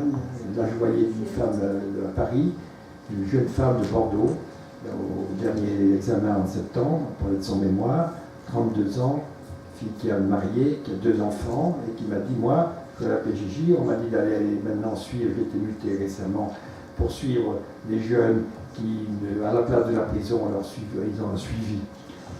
Comme cela au lieu de la prison pendant 2 ans pour les accompagner, 110 dossiers toute seule, aucune préparation à l'accueil, et on dit je vois des jeunes qui finalement disent je me fais d'ailleurs prendre les 6 mois de prison, après je me tire et je ne suis pas suivi, et qui viennent, je viens parce que le juge me dit de venir, Comment les aborder? J'ai aucune notion là-dessus. Bon, j'ai pris Internet, j'ai vu qu'il y avait ce DI à Paris. Allez hop, sur ses jours de congé, elle a payé l'inscription, pris ses jours de congé avec sa famille, ses enfants. Elle vient comme ça, les 9 séances de 2 jours, et elle me dit, mais moi ça a changé ma vie, parce que j'ai plus peur. Voilà. Quand je vois arriver ces jeunes, maintenant, moi j'attends, j'ai une certaine impatience, je ne suis pas là à terroriser avec qu'est-ce que je vais leur raconter, je suis le représentant du juge. Et quand ils arrivent, j'ai commencé, dès que j'ai lu le premier truc, je leur ai dit, mais voyons, qu'est-ce qu'on peut faire pour vous donner envie de prendre soin de vous? Ah, les types, ils étaient qu'ils arrivaient comme ça, en me disant, je ne voyais pas lui, non, des soins de moi, mais je ne suis pas chez le médecin. Mais non, ce n'est pas une question de médecine, c'est que, bon, là, qu'est-ce que vous avez eu comme vous êtes trouvé en prison, vous n'avez pas de travail, vous êtes là, vous n'êtes pas. Alors on ne peut pas essayer de voir, si on ne peut pas. Alors, je me sens dans une autre position. C'est mon vécu, là. J'ai envie qu'ils leur disent ce que je leur dis. Qu'est-ce qu'on peut faire pour prendre soin de vous? Pour vous donner envie de prendre soin de vous. Et bien entendu, pour vous donner envie de prendre soin de vous, c'est pas je prends soin de vous, c'est qu'est-ce qu'on peut faire pour vous donner envie de prendre soin de vous. C'est vrai. Et ça change de dire, oh, je suis là pour dire, bon, alors qu'est-ce qu'on peut faire pour vous? Oh, ben, tout de suite, la défensive, c'est fort. Alors lui, il dit, ben, quand même, me donner envie de prendre soin, enfin, s'intéresse à moi. Enfin, bon. Vous voyez, c'est des choses qui en changeant d'attitude, fait qu'elle a moins peur, elle est moins paralysée, elle se sent envie de les booster un peu, elle leur rentre un petit peu de temps en temps pour leur dire, ça donne... Bon, je dis voilà, je suis très content d'avoir fait ça. Donc un tiers actuellement se le paye parce qu'il n'y a pas eu assez de formation, de temps de formation. Bon. Parce qu'ils ont envie voilà, de trouver du sens, et que ça change, ça fait des choses, et ça ne va pas marcher pour tous, hein, faut pas, ça va pas révolutionner, ça donne... Excusez-moi, c'est quel pays? Pardon? C'est juste de quel pays vous parlez? Ah oui, et ça c'est un code secret, hein, le nom que les initiés, excusez-moi, mais bon, c'est le diplôme universitaire, parce que j'en avais parlé tout à l'heure, un peu plus tôt, le diplôme universitaire qui est une structure très, très souple, où les prérequis sont faits par ceux qui organisent le DU, quoi. On est très très libre. C'est dit universitaire, mais là ça s'appelle adolescents difficiles, approche éducative et psychopathologique, hein, qui sont destinés à toutes les professions à haut potentiel émotionnel. C'est comme ça que c'est rédigé, dans la rencontre avec l'adolescent, santé, justice, éducation nationale, police et gendarmerie. Il n'y a plus tous les apparentés. Voilà. Donc, et tous les niveaux hiérarchiques ensemble. Alors, ça c'est pour moi capital. Je pense que c'est le seul en France, et peut-être en Europe, où il y a tous les niveaux hiérarchiques. C'est-à-dire qu'il n'y a pas de critères universitaires. Il suffit d'exercer dans un de ces métiers, quelle que soit votre profession, pour pouvoir être admis. Et ce qu'on veut, ce n'est pas une structure hiérarchique universitaire, c'est le monde de leur dire, on ne leur apprend pas non plus leur travail d'expert, mais on leur dit dans ces métiers, la personne que vous êtes va jouer énormément dans votre travail d'expert. Parce que là, ici, il faut que vous soyez, en tant que personne, en accord avec ce travail d'expert, que vous en compreniez le sens, la valeur, et que ce que ça va être, la rencontre avec l'adolescent, dans votre position de professionnel. Et c'est ça. Et il y a un comité de pilotage où toutes les professions sont représentées, et il y a des intervenants de toutes les professions. Police, gendarmerie, juriste, machin, des trucs. Bon. Voilà, donc on ne leur apprend pas leur travail d'expertise, mais on leur donne, on les met en contact de l'importance de ce qui va se jouer dans cette rencontre et dans toutes ses modalités. Et on a vraiment oui, ça. Cela m'évoque une illustration il y a quelques années, donc c'était au centre Toxicomane dans les années 90, et quelqu'un dans lequel toutes les équipes avaient œuvré, et je le vois, il s'assoit et fatigué, et moi énervé en me disant mais on a fait tout ça, on a fait l'assistance sociale, on a fait le psychologue, on a fait ceci, on a essayé, et il s'assoit, il me regarde droit dans les yeux et il me dit mon pauvre docteur, je crois que vous n'avez rien compris, moi je ne cherche pas à ce qu'on fasse des choses pour moi, je cherche sans cesse quelqu'un dont je pourrais dire celui-là c'est quelqu'un pour moi. Mais oui, et oui. C'est-à-dire que tout d'un coup, il y a quelque chose qui fait que voilà, ça me donne envie, qu'il y a l'impression d'exister pour cette personne, et tout ça, ce n'est pas des choses qu'on peut maîtriser totalement, mais qu'on peut mettre en œuvre, créer des conditions où ça puisse advenir. Bon. Et puis à ce moment-là, savoir les utiliser et savoir leur montrer que l'intérêt, c'est fondamental de sentir que quand on voit quelqu'un, il a un intérêt pour vous et qu'on voit des potentialités. Ça ne veut pas dire qu'il les fera, qu'il les utilisera, mais qu'on voit en lui ces potentialités, qu'il existe dans le regard de l'autre en tant que personne, qu'il ne se réduit pas à ce qui ne va pas. Voilà, c'est des choses simples, on sait partout. C'est ce qu'on va voir massivement dans le burn-out, dont on parle beaucoup. Le burn-out, ce n'est pas une question de quantité de travail, c'est le sentiment que tout le monde s'en fout et que vous êtes transparent. Voilà. Que ce que vous faites ou pas, personne ne s'en aperçoit. C'est-à-dire qu'il y a à ce moment-là une atteinte au sentiment d'existence. L'existence, pour les êtres vivants, c'est dans l'échange. Le regard, alors, mais pas que le regard, c'est aussi ce que ce regard révèle d'intérêt, de potentialité. C'est ça. Alors c'est pour ça qu'il y a aussi cette confusion, je le disais à plusieurs reprises, vous voyez, entre le biologique et le psychologique. En disant, ah, mais c'est psychologique, c'est pas biologique. Tout est biologique, en ce sens qu'il n'y a pas de support biologique, il n'y a pas de vie. Mais ce qui va animer ce support, notamment cérébral, c'est le lien. Et la qualité de ce lien, qui passe par la biologie aussi. S'il n'y a pas de cerveau, il ne faut pas de lien. Hein. Bon. Et que ça passe par là, ça passe, vous, par le plaisir que vous avez ou le déplaisir, et vous savez bien que le visage que vous allez présenter va être un facteur d'émotion important.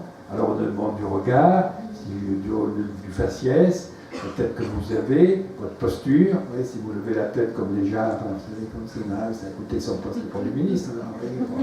Hein, il aime la tête, il aime la tête, il aime la tête, bon, tout de suite ça veut dire qu'il méprise, on est quand même à ce niveau-là. Hein.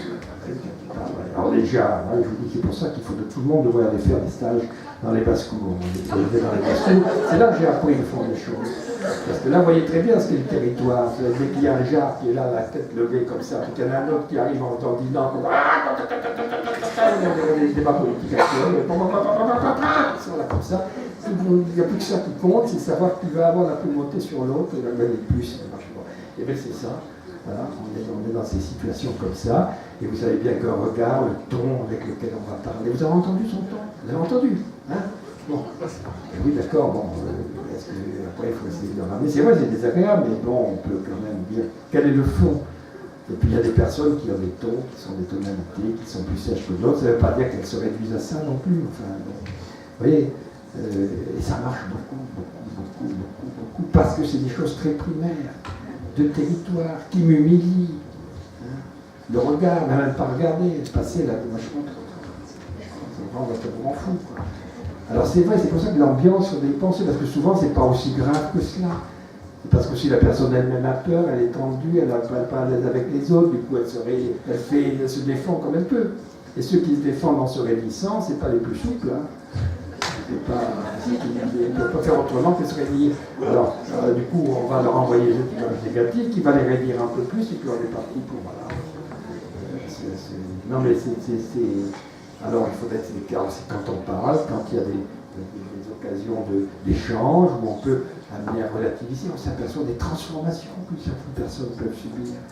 Quand elles se sentent plus rejetées, parce que tout le monde un peu vit avec la peur et la méfiance, et ça finit très vite. Et dans les familles aussi, d'ailleurs. C'est ça que j'appelle les malentendus qui font la vie. Vous voyez, où on peut pas. Il y avait des choses comme ça très très fortes dans ce film-là, ce film, c'est le premier film sur le sida, là, qui se passait là sous les ponts de Paris. Il y avait une scène terrible, là, après le livre de celui qui est mort, là, je... Hein? Quand on parle. Les nuits fauves. Les nuits fauves, voilà. Je le cite dans le livre, que je m'en souviens, je n'en souviens pas. Bon. Alors, les nuits fauves, eh bien, il y a une scène formidable après, comme ça, où on voit comment, à un moment donné, il sent que bon, il va mal, il essaie de revoir ses parents. Et on voit cette réunion où il a ses parents, chacun se regarde, et on voit bien que dans le père, c'est si fréquent ça. Il n'a qu'une envie, c'est que son fils lui tende les bras. Et le fils attend qu'une chose, c'est son père lui ouvre les bras. Personne ne le fera. Ils se quitteront, ils ne se reverront plus. Et ce qu'ils ont envie, c'est ça. Voilà. Ils n'ont pas pu le faire. Et c'est sans arrêt des choses comme ça. C'est quand même profondément triste. Oui. Profondément triste. Je dirais, c'est se montrer un acte d'amour c'est toujours l'amour qui est vraiment vecteur de la vie et du bien-être. Hein, c'est comme cette femme gendarme qui devant ce monsieur lui dit qu'est-ce qu'on peut faire pour que vous sentiez mieux. Eh ben, c'est une forme d'amour. C'est toujours faire véhiculer l'amour qui, je pense, est la base vraiment du bien-être. Hein. Tout à fait, moi je suis assez d'accord. Le problème c'est qu'amour c'est tellement connoté, voilà, mais c'est assez, oui, c'est une forme, en tout cas, de bienveillance et d'accueil aussi. Humanité. Oui, alors voilà, il y a différents mots. Voilà, on met toujours des nuances qui ne sont pas forcément partagées, alors on va discuter après sur les mots. Voilà, c'est d'être quand même accueillant pour l'autre et bienveillant. Voilà, accueillant et bienveillant, a priori pour l'autre. C'est-à-dire qu'il y a quelque chose, on pourrait dire, de potentiellement aimable en chacun entre nous. Et il faut l'éveiller, parce que quelquefois il est bien caché. On demande même s'il y a encore. Mais non, c'est ça que manque de recul, comment des gens des années après peuvent vraiment se montrer tellement, tellement différents de ce qu'ils ont été. Et souvent vraiment avec cette même intensité. Et ça, c'est une leçon de vie formidable, de ne pas réduire quelqu'un à ses apparences et à un moment de sa vie. Mais il y a toujours, voilà, la vie, c'est une tension entre des contraires. Donc ceux qui ont un mur de béton, c'est que derrière, il y a de la lave bouillonnante qui pousse, dont ils ont très peur. Tout ce qui est comme ça très fort dans un sens cache un peu son contraire. Donc ça nous aide à justement non pas accepter tout, hein, c'est pas pour ça qu'on va tout accepter, mais on sait qu'il y a autre chose derrière et que est-ce qu'on va pouvoir le faire surgir, on n'en a pas la maîtrise, hein, mais on sait que ça en vaut la peine. Et ça, c'est dans tout, c'est dans sa façon d'accueillir, c'est de ne pas fermer les portes trop précipitamment parce qu'on a peur.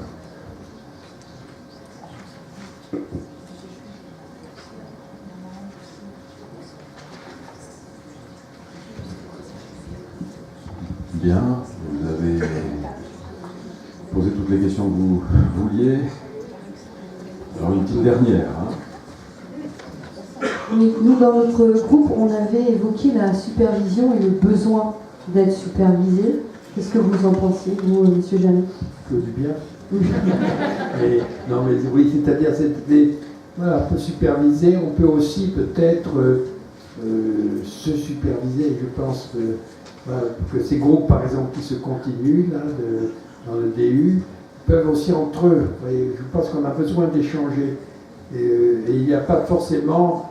Bon, c'est bien de temps en temps d'avoir un regard extérieur, parce que ça aide à ouvrir des choses, parce qu'on est tous, on s'enferme un peu dans notre mode de fonctionnement, mais je pense que ça peut aussi être un échange entre membres de l'équipe, voilà, comme on a besoin, de même qu'en famille, on n'a pas forcément besoin d'un superviseur, mais ça peut être bien de temps en temps de parler de l'ambiance, de où on en est, qu'est-ce qui se passe, vous voyez, assez simplement, et qu'on a aussi des potentialités de distance. Alors c'est vrai, quand il y a un médiateur, ça permet de dire des choses de manière qui ne soit pas trop blessante, parce que entre soi, on risque tout d'un coup justement avoir une expression qui va vexer les autres, qui va dramatiser les choses. Le grand quand même ennemi, c'est la dramatisation, qui est l'enfant de la peur.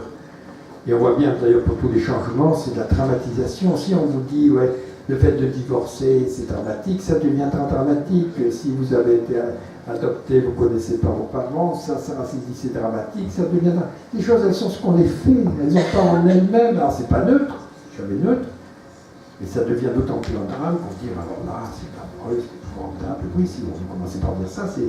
La vie, elle est ce qu'on a fait. La vie, c'est une horreur, c'est affreux, c'est épouvantable. Ça... Et oui, ça va, c'est sûr que ça ne va pas entraîner la joie autour de nous, quoi. Et bon, vous voyez, mais trop souvent, on oublie cette chance qu'on a d'avoir nous sommes des générateurs de valeur. Donc nous pouvons dire, moi, voilà, ce qui m'importe, c'est ce qu'on va en faire, c'est pas le fait même. Voilà. Et on s'aperçoit qu'il y a une plasticité humaine. On a quand même dit, voilà, s'il n'y a pas de père, alors c'est affreux. Enfin, même on a poussé, on voit bien comment le besoin, même au niveau psychanalytique, on est quand même allé jusqu'à penser des choses parce qu'on est tellement content quand on a trouvé une règle absolue qui fait que là, ça y est, on maîtrise, on l'a, alors voilà, bon, c'est bien. Le nom du père n'est pas inscrit, vous êtes condamné à la schizophrénie, hors du champ symbolique, ça, des trucs comme ça. Par des gens hyper intelligents et fins, mais parce que tout d'un coup, ce besoin d'emprise, vous voyez, ben non, c'est pas un père, c'est très important d'avoir un père qui est un tiers, mais on peut fonctionner aussi. Le tiers, c'est pas forcément le père. Voilà, c'est qu'on a une plasticité et la peur va nous faire rigidifier ces choses. Alors l'ennui, c'est qu'en effet, si on dit c'est dramatique, alors oui, ben, ça va devenir dramatique, et s'il faut que, là on voit pour la garde des enfants, alors s'il faut qu'il y ait faire le jugement de Salomon, qu'on ait exactement, qu'il a une semaine chez l'un, une semaine chez l'autre, l'enfant n'est nulle part. Enfin tout ça, ça demande à être construit avec souplesse. Non, c'est la règle, voilà. Et tout ça pour le bien, naturellement, pour le bien, pas du peuple, mais c'est de l'enfant. Et non, c'est les égoïsmes personnels qui vont jouer. Et que là, il faut s'entendre de dire comment on peut faire pour le mieux. Et que si que le juge est fixé, il aura voilà, comme ça. Alors ça fait des enfants qui vont aussi totalement paumés. Ça va dépendre comment ils vont pas faire le passage de l'un à l'autre. Ils n'ont pas d'endroit fixe. Ils ne peuvent pas. Non, c'est les lois, parce que des pères vont dire on revendique, nous, on est les victimes de tout ça, on est moins. Si ça part sur ce droit, c'est quand même assez dramatique. Voilà. Et pour tous, ça a été comme ça. Si vous dites aller divorcer, c'est terrible, il n'a pas épousé un noir, c'est affreux, tout ça, c'était des peurs. Et ça va être comment on les vit. Alors c'est pas neutre, puisque ça va créer une nouveauté, mais comment on accueille cette nouveauté, comment on va, c'est ça qui va compter, c'est pas le fait, et on s'aperçoit que les enfants, je regarde, on est dans la chance d'avoir pu soutenir une cohorte d'enfants qui sont élevés de parents dont l'un est transsexuel et qui on a pu avoir, qu'il y a une assimilation qui a été faite parce qu'il ne peut pas se faire autrement. Et bon, de suivre ces enfants, il y en a une cinquantaine, il y avait une obligation qu'ils soient accompagnés, mais une obligation, on n'a pas comme une punition, attention, on fait quelque chose qui est, mais pour dire ça va être dur.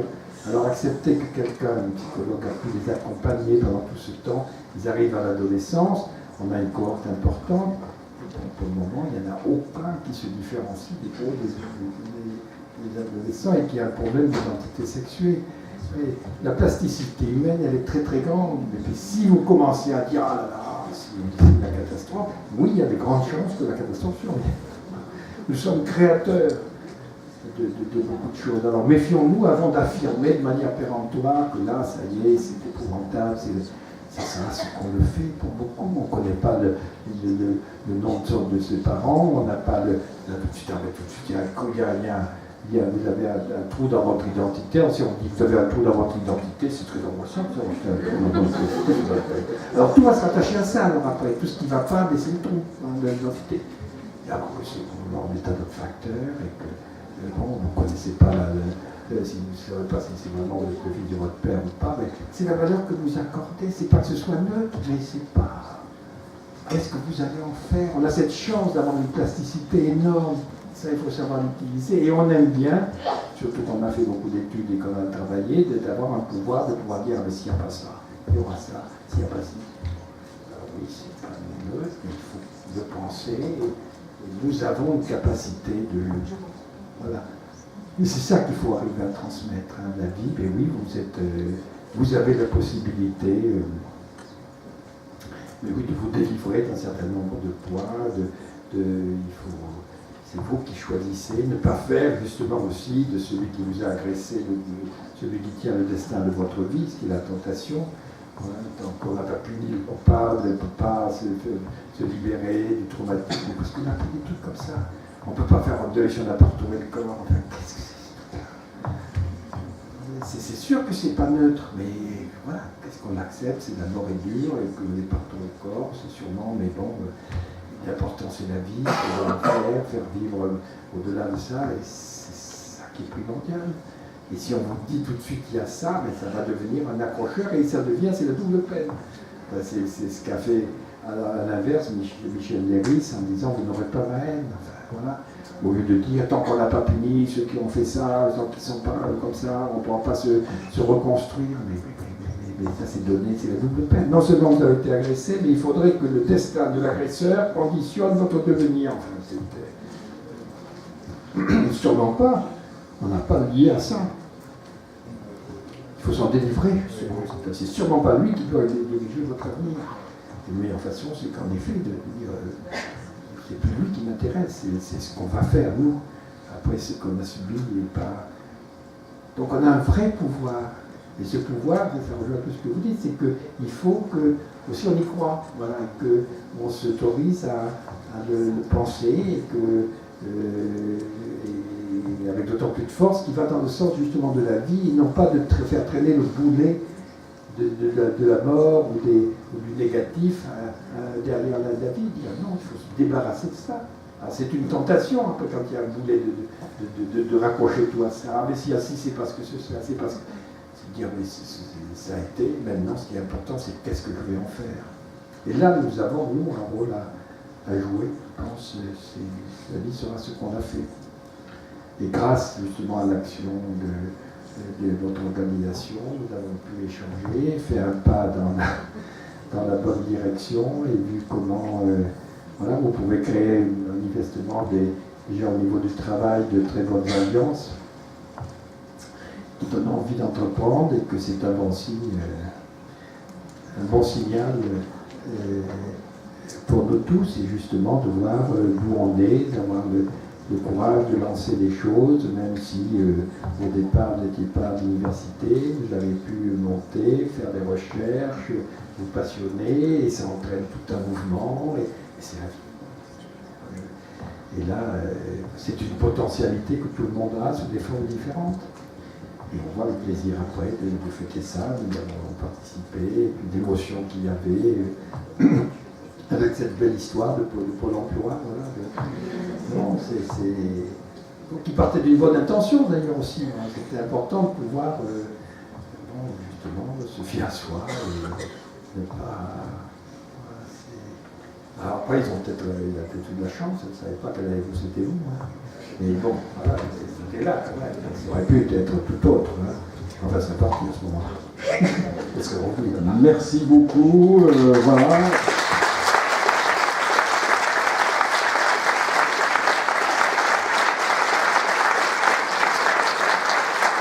Ceux qui veulent aller plus loin, quand les émotions de Grand Fou, chez Odile Jacob, voilà, Philippe Jamet, à lire et à relire. Voilà, et en plus, vous aurez dans la tête, dans l'esprit et dans le souvenir d'avoir entendu Philippe Jamet. Voilà, vous pourrez dire j'y étais. Voilà, merci beaucoup. Voilà.